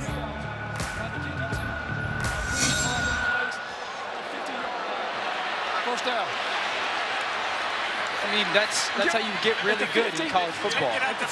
Is recruit, go get players. And Taggart has proven at Western Kentucky, at USF, and at Oregon, he can go get big-time college football players, and that's going to be the backbone of building this program back up to national prominence. You know, he's sitting on the 10th best class in the ESPN 300, and when he got the job, he closed last year. Asante Samuel was the 3rd-rated cornerback in the nation. A.J. Lighton, the number 4th best. And then he picked Jaden Woodby from the state of California, too, late in the process. So he's got the momentum, and he's a stud of a recruiter. I'm going to say that that ball was kicked out of bounds, so Wake Forest has it at the 50-yard line almost. Now Brian Burns has sloped it up after that play. It looks like he's going to be all right. It's such a nice play by Jaden Woodby because it's an RPO, and the thing for him as a linebacker, do not hesitate. You have to go downhill, and he's there to get that ball batted up. There's Carney. His head is going to be 3rd down and long. Willie Taggart, yeah, you talked about the recruiting class, Card. Yeah, and Florida is such a tough place to recruit, but Willie has done it here before, of course, at South Florida. And even when he was at Western Kentucky, he was getting players out of this state. Hartman in trouble, and he's going to be sacked again. 4th sack today, 2nd for Brian Burns. Getting closer to Peter Boulware's record every play, it seems. This is why that walk-around package is so nice, because you can get offensive linemen paying attention to somebody else. Maybe Burns slow plays them, a little 2-step on the edge. Just the length, the athleticism, the smarts of as a pass rusher have been on display all afternoon for Burns. So 9 sacks now on the year for Burns.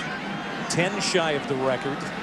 Seems like a lofty amount, but the way Burns has played in the first half of the year, I think it's attainable. Matthews calling for the fair catch. 10:03 to go on the app, so you can watch anywhere. It's going to be a tough game for Haskins. but he has played well. 28 touchdowns, just 4 interceptions thrown by the Buckeyes quarterback. Florida State with the lead comfortably. Going back to work on offense, Trayshawn Harrison, receiver. Not much on that play. But Deondre Francois in this offense for Florida State has looked good since the second quarter. Francois has 1 touchdown pass. Should have had another one on a 54-yard play that was turned back because of a holding penalty. Some good field position. They're starting to actually get lined up in the right spots, tempo, protecting Francois. It's big for them. Francois uncorks, man wide open. And Nyquan Murray can't stay in bounds, but he gets out close to midfield, steps out at the 48. Another completion for Deondre Francois, that time 28 yards. Good job of Murray just getting lost behind safety Chuck Wade as he dropped down in coverage, and then Francois, a little bit of step up in the pocket, put the ball up over the top, and then drop it into Murray's lap. Murray, the veteran, leading receiver for this team. Pass a little bit behind his man, but Francois sticks it in there again. That is Murray one more time. 15 yards, and now they're into Wake territory. And I really think what you're seeing right now is Florida State trying to be aggressive on offense. Let's go see if we can get another one on the board and kind of secure this win away for this offense. Chuck Patrick in the backfield. They'll get their handoff. Cuts it up, dragging a tackler down at the 30-yard line. That's a gain of 7 for Patrick, who ran for 120 yards against Wake last year. Beautiful block on the edge by Nyquan Murray. A couple catches, blocks on the perimeter, getting Patrick a seam to run through. 8 carries, just 20 yards for Patrick, but he does have a touchdown run. I'll feed it to him again here. Look at how strong he is. Stumbles ahead for a first down, gets to the 20, but there's a penalty marker on the field. Holding, number 59, offense, 10-yard penalty. Repeat, second down. And that's going to come back. It's Brady Scott. Talked about him being nicked up in the first half. He's back out on the field. Yeah, just that inside move by Basham forces that left arm to get tugged down. Forces that hold call. Going to step it for you. Good news for the Wake defense. Demetrius Kemp, the Rover linebacker, is able to walk off under his own power. Injuries have really hit the Wake defense hard, especially at linebacker. 3 guys out for the year. Paul Carcaterra talked about middle linebacker DJ Taylor being out this week with mononucleosis. So they need Kemp to stay healthy. Even if he doesn't come back in this game, they're going to need him for the rest of the year.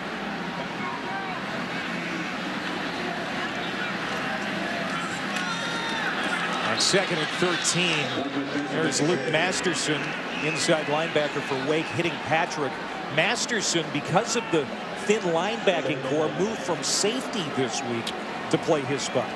It's a really good fit for him because his speed's going to allow him to be able to play down in that box. And I'm loving the fact that Wake is still playing super hard on defense. I can appreciate that of this team right now. Patrick out of the backfield comes to the near side at receiver. There's Matthews underneath. DJ Matthews to the 26-yard line. 5'10", 156 pounds, out of Jacksonville, Florida. He's fun to watch. It's just a different way of getting a play. This is a punt return for him. Get him the ball short, follow the block of 72 Mike Arnold, and those guys just understand color, where tacklers are coming from, how to set up blocks. And he's a special talent that as long as you continuously get him the ball in space, good things will happen for your team. You talk about color a lot. Explain to everybody what you mean. Well, guys have certain abilities to feel just color. You understand, okay, white is a bad color today. That's Wake's defense. You can just feel blurs and colors coming towards you in coverage or when you're running the ball. It was the perfect example is Cam Akers' touchdown to start this half. You just feel that color. Some guys have it. It's a spatial awareness thing where once you feel that color, you know there's, okay, something good happening, something bad happening. It's something that you just build up over time as a young kid going into your teen years and college time as an athlete. There's another high snap from Alec Eberle. It's like, Patrick will take it ahead. It's like driving in traffic. You know, you got to have good peripheral vision. When you get into when you're driving and you pull up next to a big truck, okay, I got to pay a little bit more attention to on the highway. And then when you're a little bit, you know, driving at some different times of the day and there's less traffic, you can just feel color from where it is, and allows you to play a little bit more hesitant, a little freer, put a foot in the ground, you set stuff up, and those guys that can do that are special players. Florida State was awful in the first quarter on third down. They've gotten better as the game has worn on. Now 6 for a dozen. Francois, that pass is too high. Well, even Matthews, as talented as he is, couldn't climb the ladder to get that one. Fourth down. If Francois has a half a second longer, this ball is going to be perfectly placed. Basham with another inside move for Wake, and just forces the ball to come out of his hands. Just a blink early play. Just it's a 1/10 of a second early, where that 1/10 of a second truly is going to make the impact of where that ball can get placed.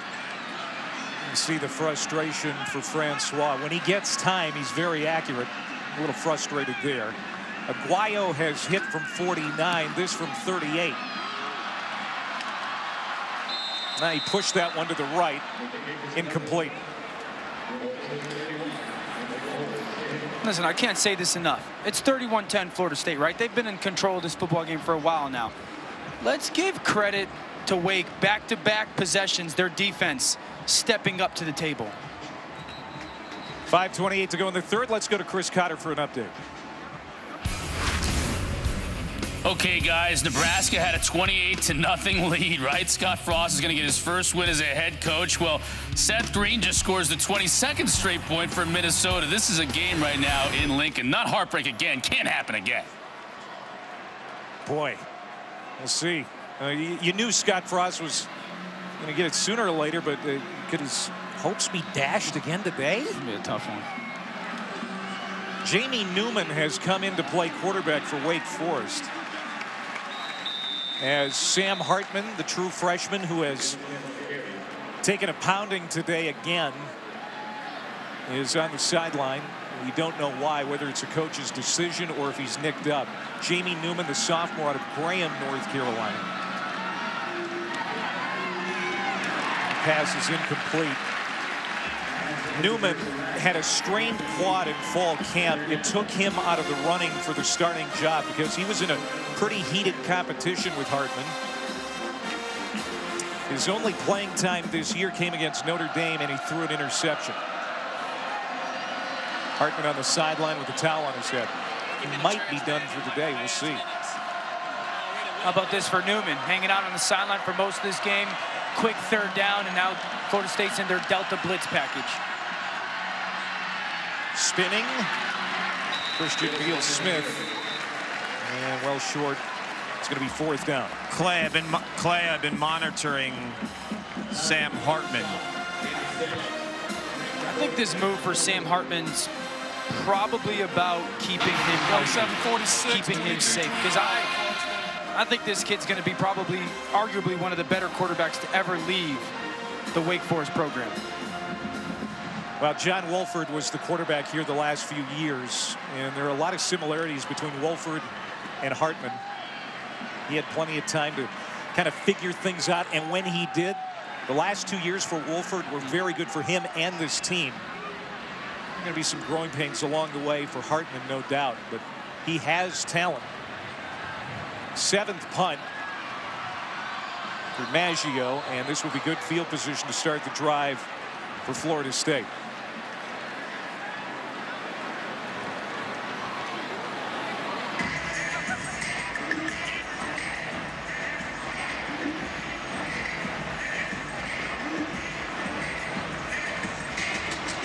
You see the numbers. 409 yards of total offense now for Florida State. Over 7 yards per play. And that was given a big boost on the incredible run by Akers for the touchdown. 58-yard touchdown run. on the second play from scrimmage to start the third quarter.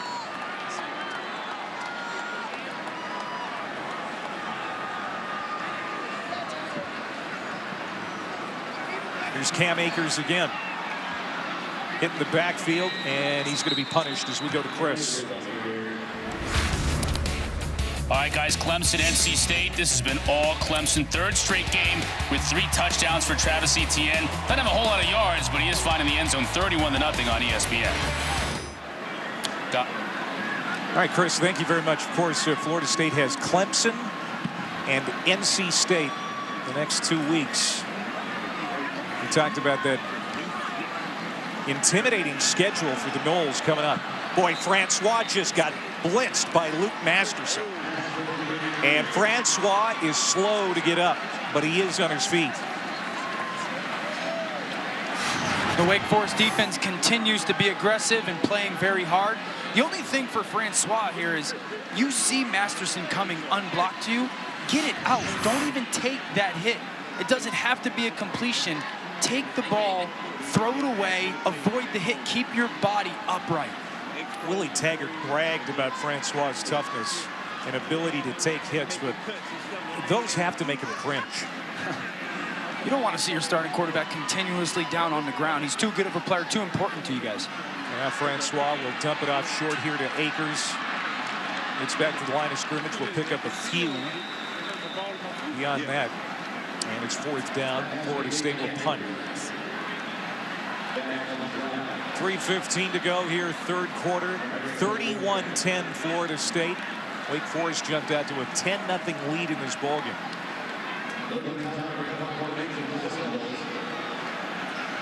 I still think Willie Taggart's going to want to see this offense keep moving forward. We've got things to work on.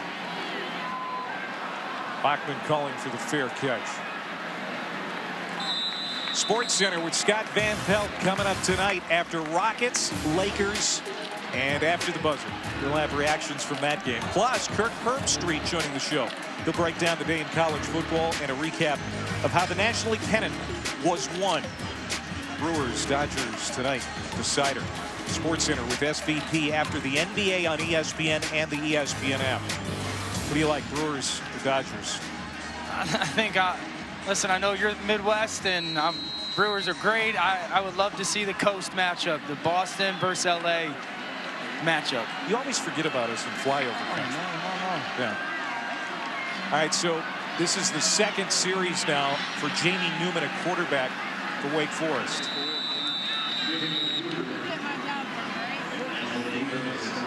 You see Jamie Newman barreling through. Sam Hartman, gentlemen, it doesn't appear that it's injury related. More coach's decision to get number 12 and white some reps. Well, he deserves a breather. Ball is on the turf. Newman is able to scoop it up and get it back. The one player, though, I will say that's a little puzzling is Greg Dortch. Clay, you mentioned he had the ankle injury, and he's just been ineffective in this game, and they haven't gone to him much. I've watched Greg Dortch live multiple times now. He's normally explosive off the line. I'm not seeing that today. Harlan Barnett, the defensive coordinator for Florida State, knew he was the guy. He said, it's like, where's Waldo? Find him every play. 3rd and 6. Newman to Dortch, and he makes the catch. That's his 4th reception of the day. This one will move the chains, but if I told you before the game that Wake Forest would throw it 44 times and Dortch would have only 4 of those catches and be targeted only 5 times out of those passes, would you believe me? No, I mean, he's such an integral part of their offensive scheme. And Clark kind of called it. Where has he been? He hasn't been super explosive. When you watch him on tape, he is a dynamic athlete that makes you go, wow, he belongs anywhere in the country. He had 176 all-purpose yards coming into this game because of his punt return ability. One of the top 20 run programs in the country. And so that's been a huge thing, storyline for this game in Florida State defensively. And more pressure. And there's Robinson. Janaris Robinson, number 11. He has played so well today. Making another big play in the Wake backfield. Beautiful job of getting off the block. Robinson, a tackle for loss, and now we're seeing the freedom of this Florida State defense kind of take over. Newman slides up, throws to Bachman, caught at the 29-yard line. That's a gain of 9, but it's going to be 4th down here for Wake Forest. This defensive line is just so good. I mentioned how impressive they were in the Miami game. And besides really that first drive, they've controlled the line of scrimmage and even changed the line of scrimmage so many times for Florida State defensively. All right, so Maggio comes on. Let's watch DJ Matthews. He's set to return. Very electric. And that 74-yard touchdown return at Miami a couple of weeks ago. Well, Maggio's been earning his scholarship the last couple of weeks. A lot of punts. Matthews won't get a chance. How great is it, Dano, to see Janaris Robinson playing well today? His first game since Hurricane Michael, when his family home was completely wiped out. Yeah, and you saw it after that second down tackle for loss, dropped down to a knee, little prayer moment for himself. I mean, just the taxing. Could you imagine being a college kid, having to deal with that with your family, the devastation, but also the responsibility of being a student and having to come play in a college football game and be relied on for your teammates? I mean, that just the mental stress for a kid is it's so impressive that he's even out here today, let alone playing very well.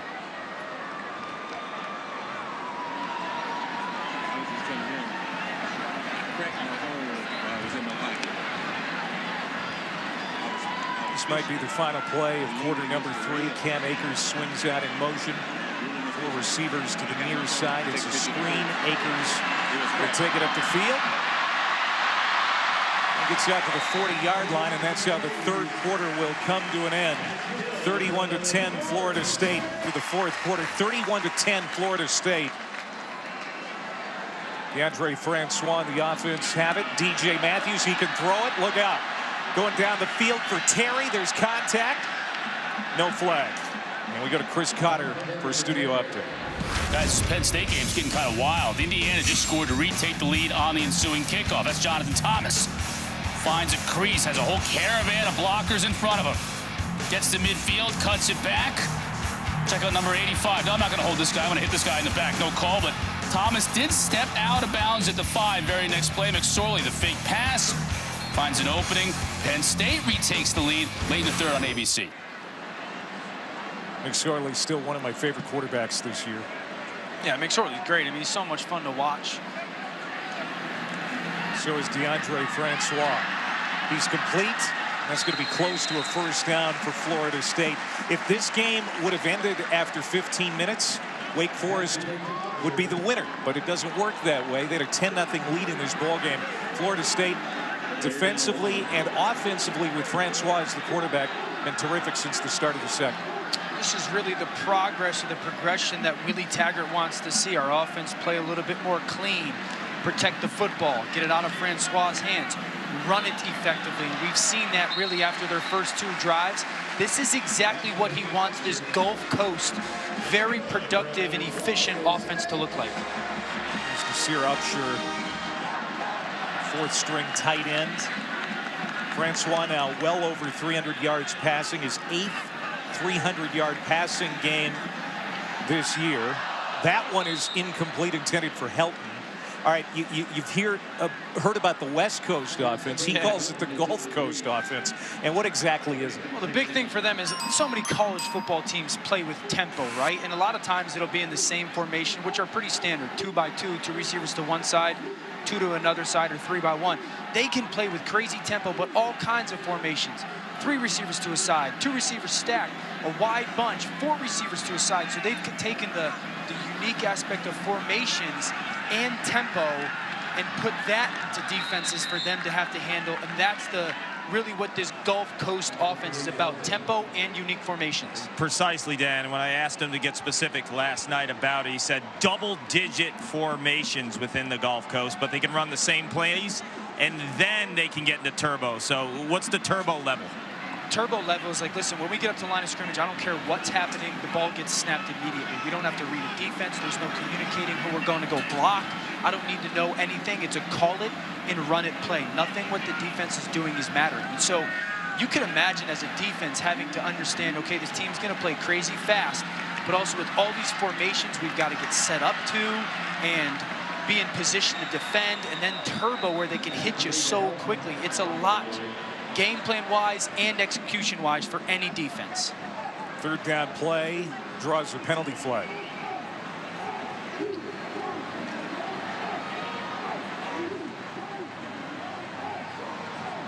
Let's see what Gary Patterson has to say.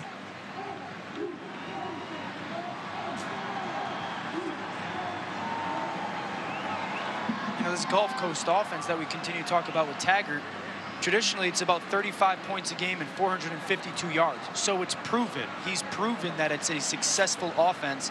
It's really about just getting these guys to understand it and then lined going up. and executing it. An eligible receiver downfield. Offense, number 70. Penalties decline. 4th down. So Dave Clawson declines the penalty. 4th down, punting unit for Florida State. But yeah, it's an offense that is a work in progress. Willie Taggart talked to us at length about that as you guys were just discussing. You know, and he says we've been our biggest enemy. It's about 3rd down conversions. It's about penalties. We see on a 3rd down situation there, they commit the penalty, and now they've got to punt it away. And Wake Forest will have it after the touchback. Noles in command, though, with under 13 minutes to go here in Tallahassee.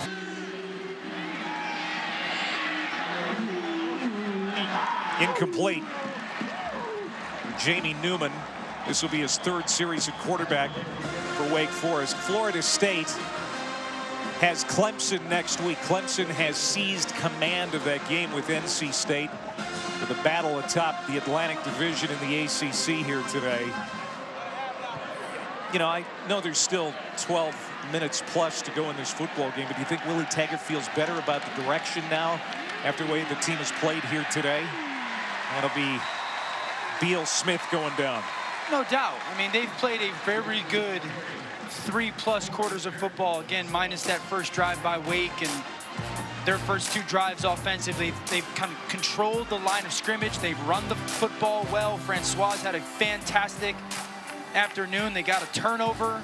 So this is something that they surely can build on. In that Clemson game, I'm telling you, Francois and these receivers can go make some plays against the Clemson secondary. That'll be a fun game if they can play clean brand of football, Florida State. Newman hit, spins away, steps out of a tackle, and dropped. 4th down. So Wake will have to punt as Joshua Kando, the 6'7" pass rusher, finally caught up to Newman.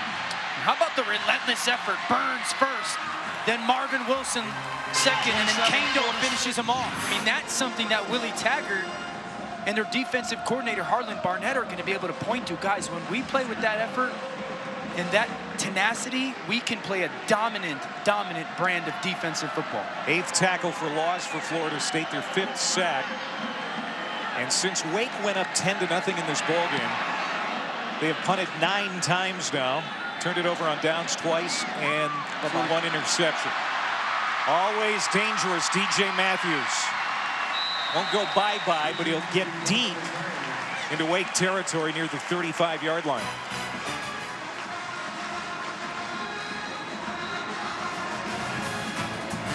Florida State leading 30. Deondre Francois and Burns dominating today. Francois, just give him a little bit of time and he'll place it perfectly down the field, having a huge afternoon. And then Brian Burns, whether you want to get him on the edge, the ability to bend, use the speed rush with the sack. And then I love the slow play he hits the tackle with, just lull him to sleep, 2-piece move, finishing on the play. 2 great players having great afternoons. These 2 players in our spotlight brought to us by Floor and Decor. Deondre Francois, 321, a touchdown, no picks. Burns, 4 tackles, 2 sacks. He now has 9 sacks on the year. Francois complete again. In space, Ontario Wilson, redshirt freshman from Ashburn, Georgia, getting a touch. Really, this is this offense, Clay. Quick pass game. Francois, you don't have to get hurt, worry about getting hit. Get the ball out of my hands. Let's play a numbers game. If you want to blitz me, I'm going to quick throw it out to the flat. You can't win in the numbers game. And then some of those deep shots that we've seen. That's how this offense is really going to go and become dominant and really successful. 31 points on the board for Florida State. Got it at the Wake 24. Francois was swinging out to this side. Trayshawn Harrison met and thrown back hard. Yeah, I know you like Trayshawn Harrison, the true freshman out of Seattle, originally committed to Willie Taggart at Oregon and followed him to Tallahassee. 6'2", 179. I do. I love his game. You continue to get him to understand this offense and where he's supposed to line up. And he's one of those guys very similar to DJ Matthews. I can't get him the ball in space enough. Yeah. And that goes back again to what we were talking about when it comes to Willie Taggart and his ability to recruit. You know, there aren't a lot of guys that are going to follow a coach 3,000 miles across the country, but that's what Harrison has done. Well, let me ask you this. We spent 20 or 30 minutes with Taggart last night. I walked away. I've got 3 sons, and I said to myself, I'd allow my son to go. I want my son to go play for Willie Taggart. Just the message that he's trying, the honesty, the message of I want these kids to understand they can go be whatever they want, and I want to equip them, because every kid's different. I want to equip them with the ability to go do just that. Beware Willie Taggart. The Orlovsky triplets are coming. I don't know if you want that heat. I don't know either. Timeout, Florida State. Timeout. It's their first timeout of the second half. Under 10 to go. Media timeout. All Seminoles. Talent in this state, and the Seminoles realize that. That's why he was hired, because he can compete on the recruiting trail against those schools and the schools outside of the state. I think a really important thing is that's going to be a touchdown for Florida State. Trayshawn Harrison, the aforementioned true freshman, with a great catch and run after the catch.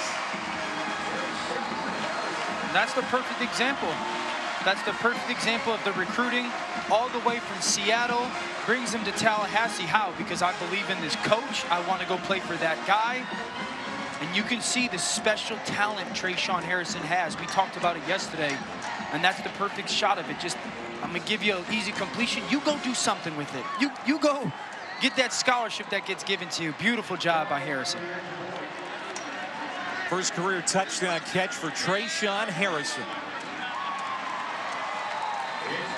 38 unanswered points in this football game for Florida State as they fell behind 10-0 in it.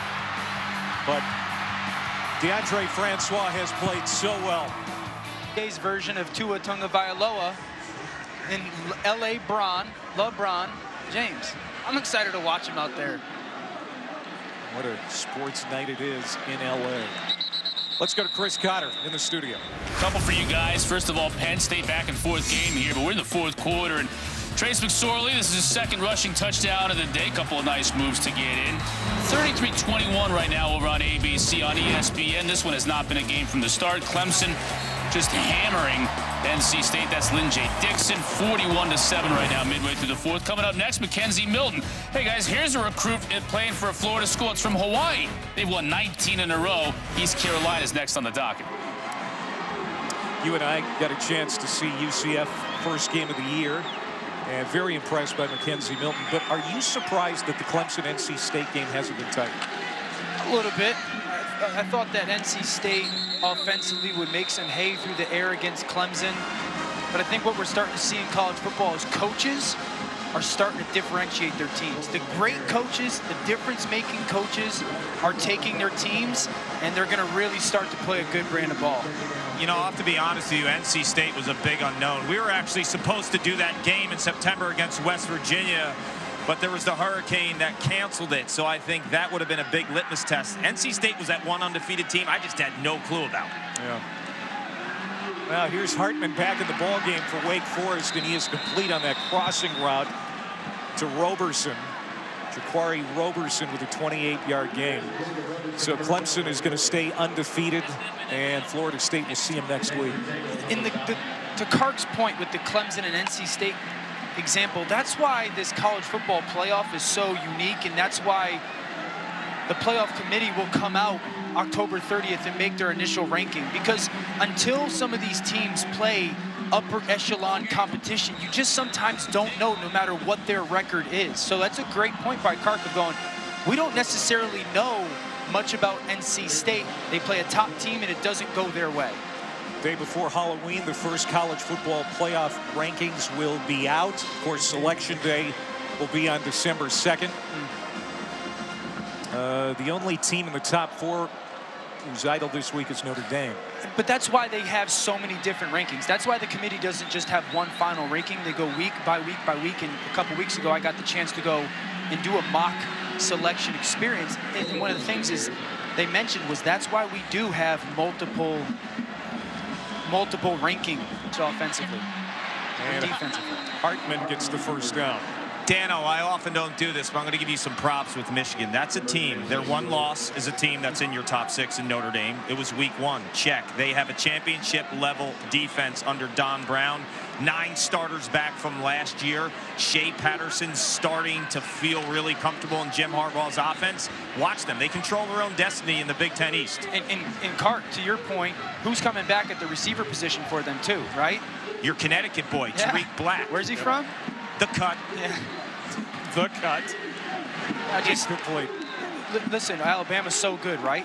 And Michigan, you can make the case is that one team, that one defense that you really feel confident maybe slow down the juggernaut. You know, the other thing, too, Ohio State got bad news this week that Nick Bosa will not be coming back. He's decided to shut it down, and he's going to focus on the draft. I've heard several of our analysts say that maybe the one defense that could beat Alabama in a head-to-head would be Ohio State. But now that Nick Bosa will not be coming back, maybe that changes things. What do you think? That's a huge loss for Ohio State's defense, because they have questions to begin with. Nick Bosa is going to be a top 5, top 10 pick. Now, when it comes to his decision, I'm all for it. Nick Bosa, listen, first of all, we don't know what Nick Bosa's goals were when he decided to go to Ohio State. It may have been, I want to go be a top draft pick. He's got the core injury. Core injuries are not like a broken ankle where you fix it, get it structurally sound, and then go. Core affects everything you do. We have no idea what kind of shape he would come back in. And there's only a small sample of guys that are going to have the opportunity to go be a top 5 pick. Nick Bosa is not a potential 3rd or 4th round pick and decide to leave Ohio State. He could be a top 5 pick. Top 5 picks, financially, they change their kids' lives. And so if you have that opportunity, you go and take advantage of that opportunity, because there's not a lot of guys that get that chance to go be that early of a draft pick. Now Phil Haynes is down, the left guard for Wake Forest, and 4th down is coming up. Yeah, it stinks for college football, but I completely understand it for Nick Bosa. And I think it stinks for Nick Bosa. I can't imagine Nick Bosa sitting there going, oh, man, yeah, I didn't want to play. Of course he wanted to play. It just happened. 4th down coming up here for Wake. Let's go back to the studio and Chris.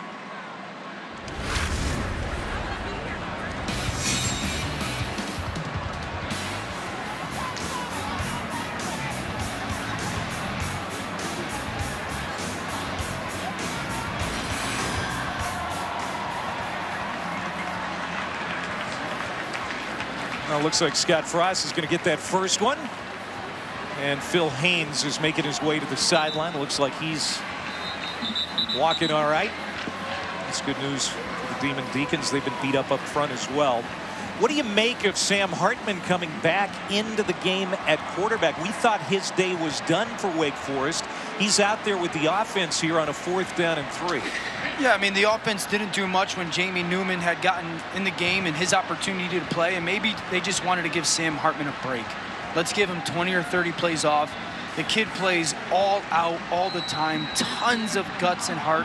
Maybe you just sat him, give him a little breather. We can't forget, he's a freshman. He's a true freshman, and this offense is very demanding of him both physically and mentally. 45th pass attempt of the day is complete. to Sage Surratt. Surratt's first catch.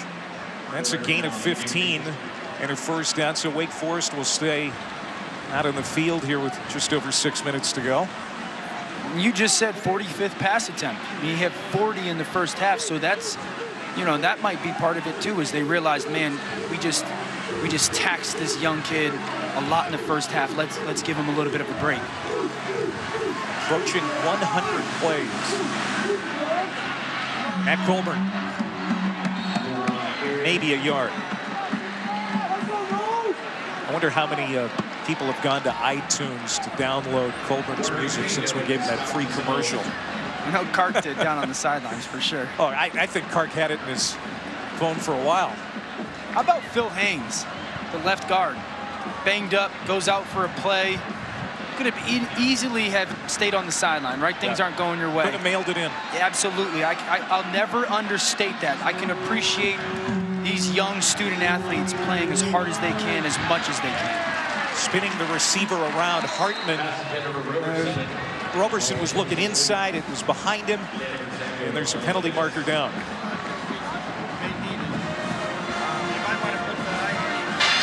Personal foul, targeting, number 13, defense. Penalties half the distance to the goal, automatic first down. Previous play is under review. Now this could be an impactful decision here. We're going to get the review. Joshua Kando called for targeting, and if this stands up, he will miss the first half next week against Clemson. This would be a big deal because Kando adds that depth, especially behind a guy like Brian Burns, who plays so many snaps. We're going to see him on our left edge right here circled. Let's see if there's kind of a incidental contact, crown of the helmet. Ooh, that is leading violently with the crown of the helmet.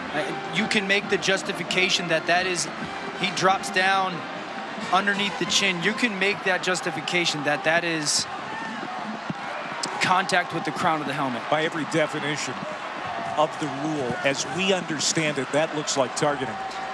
And it's silly, Clay. It's silly. Didn't need to do it. The ball's out. You're gonna go hit him right in his chest. To review, the ruling of targeting is confirmed, and 13 is disqualified for the remainder of the game. And he will be gone for the first half of the Clemson game next week.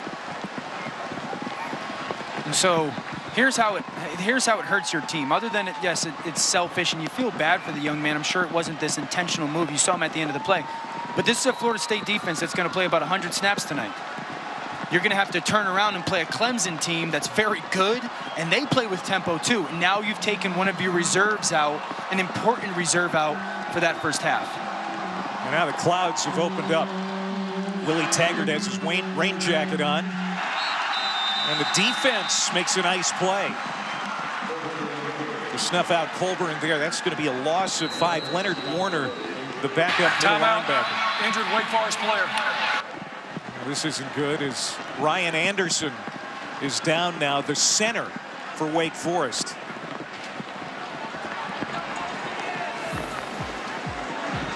You know, Dano, I got to ask you this question. Week 1, you mentioned something about Tua and making the comparison to LeBron. A lot of people laughed at you. I did not laugh at you. If you made that same statement today, how do you think it would be received? A lot of people would be like, it would make a lot of more people go, huh, maybe he's onto something. You have my back, Kark. You're my guy. But here's the thing. I'm not comparing him to LeBron today. I'm comparing him to when LeBron came into the NBA years ago, and first came in, and this guy was like, wow, is this guy this good of a passer, and this good of a scorer, and this good one-on-one, and this good defensively? He's doing some stuff quickly that we had really never seen that early, and Tua's doing the same stuff. And as Sage Surratt hauls it in from 9 yards out, Hartman re-enters the game and throws his second touchdown pass. Surratt, kind of a slow starter in this football game, finally making a bit of an impact here late. And that's his second touchdown on the year. Clay, I've been on bad football teams before. Unfortunately, I've been on some teams that you were getting beat up in games. This is going to matter to his teammates. what Sam Hartman's doing and everybody on this football team, that they're continuing to play because you're going to cut on the tape. And it's going to matter that you continue to fight. Hartman sees the pressure, gets out of the pocket, in the weather, in the wet, finds Surratt for a nice touchdown. And I'll continue to go back to that point. This will matter to your teammates that you did not quit on yourself and you did not quit on each other. I got to drive. And that cuts the lead to 21. And it shows up on tape, Clay. Yeah. I promise you, there's going to be some guys that you'll watch tape tomorrow and go, I don't know, because you're not playing as hard as I'm playing. And it's a great discussion to have, go, hey, why aren't you playing as hard as I am? And then you're going to watch guys on tape, Sam Hartman, Surratt, some of their offensive line. We talked about Phil Haynes. You're going to watch those guys on tape and go, I can trust those guys. Those guys are going to battle and fight for me. Well, the rain held off for most of this football game. We have been watching the clouds out to the west of us get darker and darker, and it is coming down in buckets now with 4:36 to go. It was a 10-0 lead for Wake Forest. 10 minutes, check that, 6 minutes into this football game, but it's been all Florida State really since. This was a must-win game when you think of the big picture for Florida State. They've got 41 consecutive winning seasons, 36 straight bowl appearances, an FBS record on the line this year. This will be win number 4.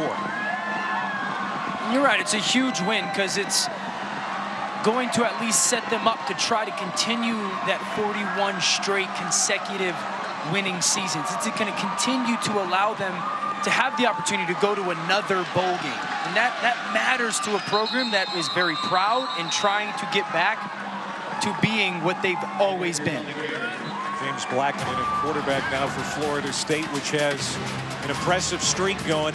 You know, you look at some of the major sports out there, UCLA in basketball, Notre Dame in football. Florida State just one winning season behind Knute Rockne's Irish, to the Yankees, Rocket Richard and the Canadians. Some great streaks in professional sports and college sports. Florida State right there behind Notre Dame, trying to get their 42nd straight winning season here this year.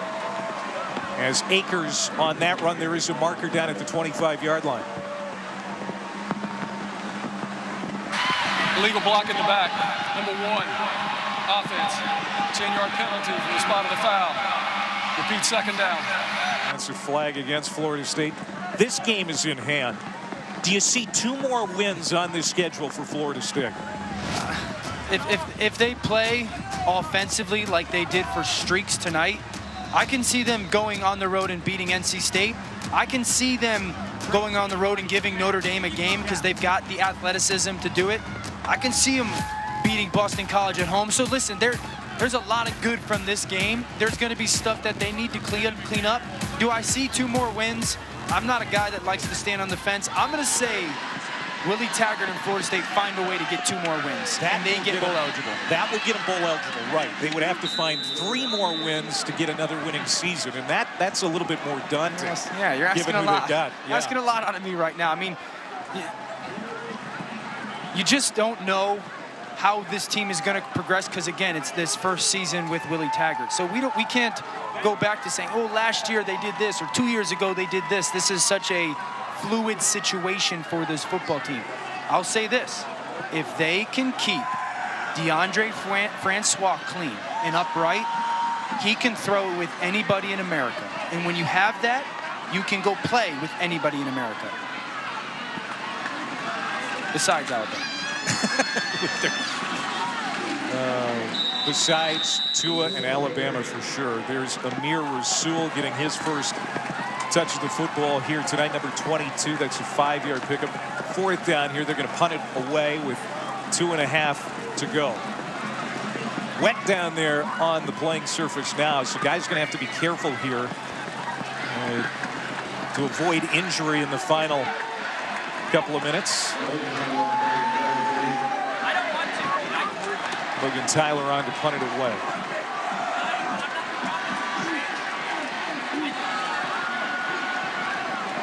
Take this play clock all the way down.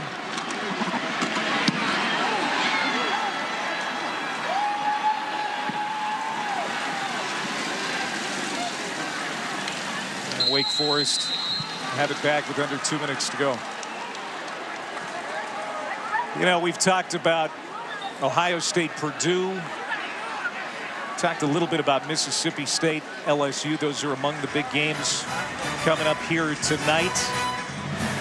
UCF, East Carolina. Can the Knights keep that streak alive? And then later on tonight on ESPN2, good one in the Pac-12, Arizona, UCLA. Yeah, that UCF game against East Carolina is interesting because we're getting into that second half of the year, and UCF is one of those programs that continues to try and prove itself, and we belong. You know, they want to be in that college football playoff committee's really initial 8 or 10 ranking, and so if you're UCF, your goal, you got to go blow everybody out. That's got to be something on your mind. Go score as many points as you can and go blow East Carolina out. On the 100th play from scrimmage for Wake Forest, it's Roberson. A good catch and run at the 31-yard line of Florida State. That's a gain of 29. It has not been a good play-to-point ratio for Wake Forest. It started out all right because they jumped out to that 10-point lead just minutes into this football game, but then Florida State's defense woke up. Now Newman, incomplete. Jamie Newman back in the game at quarterback. We'll get you out to UCF, East Carolina, coming up as soon as we're done here in Tallahassee. Get the chance to see another really good quarterback, right? We've been treated this afternoon to Deondre Francois and his talents. And coming up after this, you're going to see Mackenzie Milton, who is having another incredible year. Josh Heupel, their new head coach, come over, and like I said, they've got to go score some points. They've got the weapons to do it, and Mackenzie Milton's a fantastic quarterback. Josh Heupel from Aberdeen, South Dakota, loving the fact that he's the head coach of the UCF Knights, doing a great job. Scott Frost left him a lot, but you know, a new coach comes in there, and it would have been very easily for things to go awry, and they have not. So you still got to go win games, and it wasn't like you can go and go 10-1 either. You came in with an expectation as a head coach when everybody around, you better go undefeated, coach. That's kind of the bar that's been set by Scott Frost, and Heupel's done a fantastic job, and they've got a big-time date coming up against Cincinnati and then USF at the end of the year, as Central Florida does.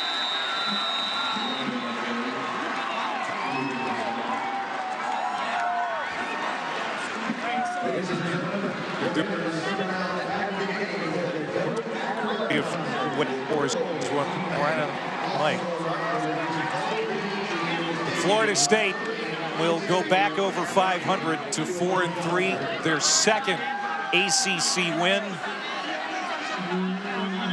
to 2-3.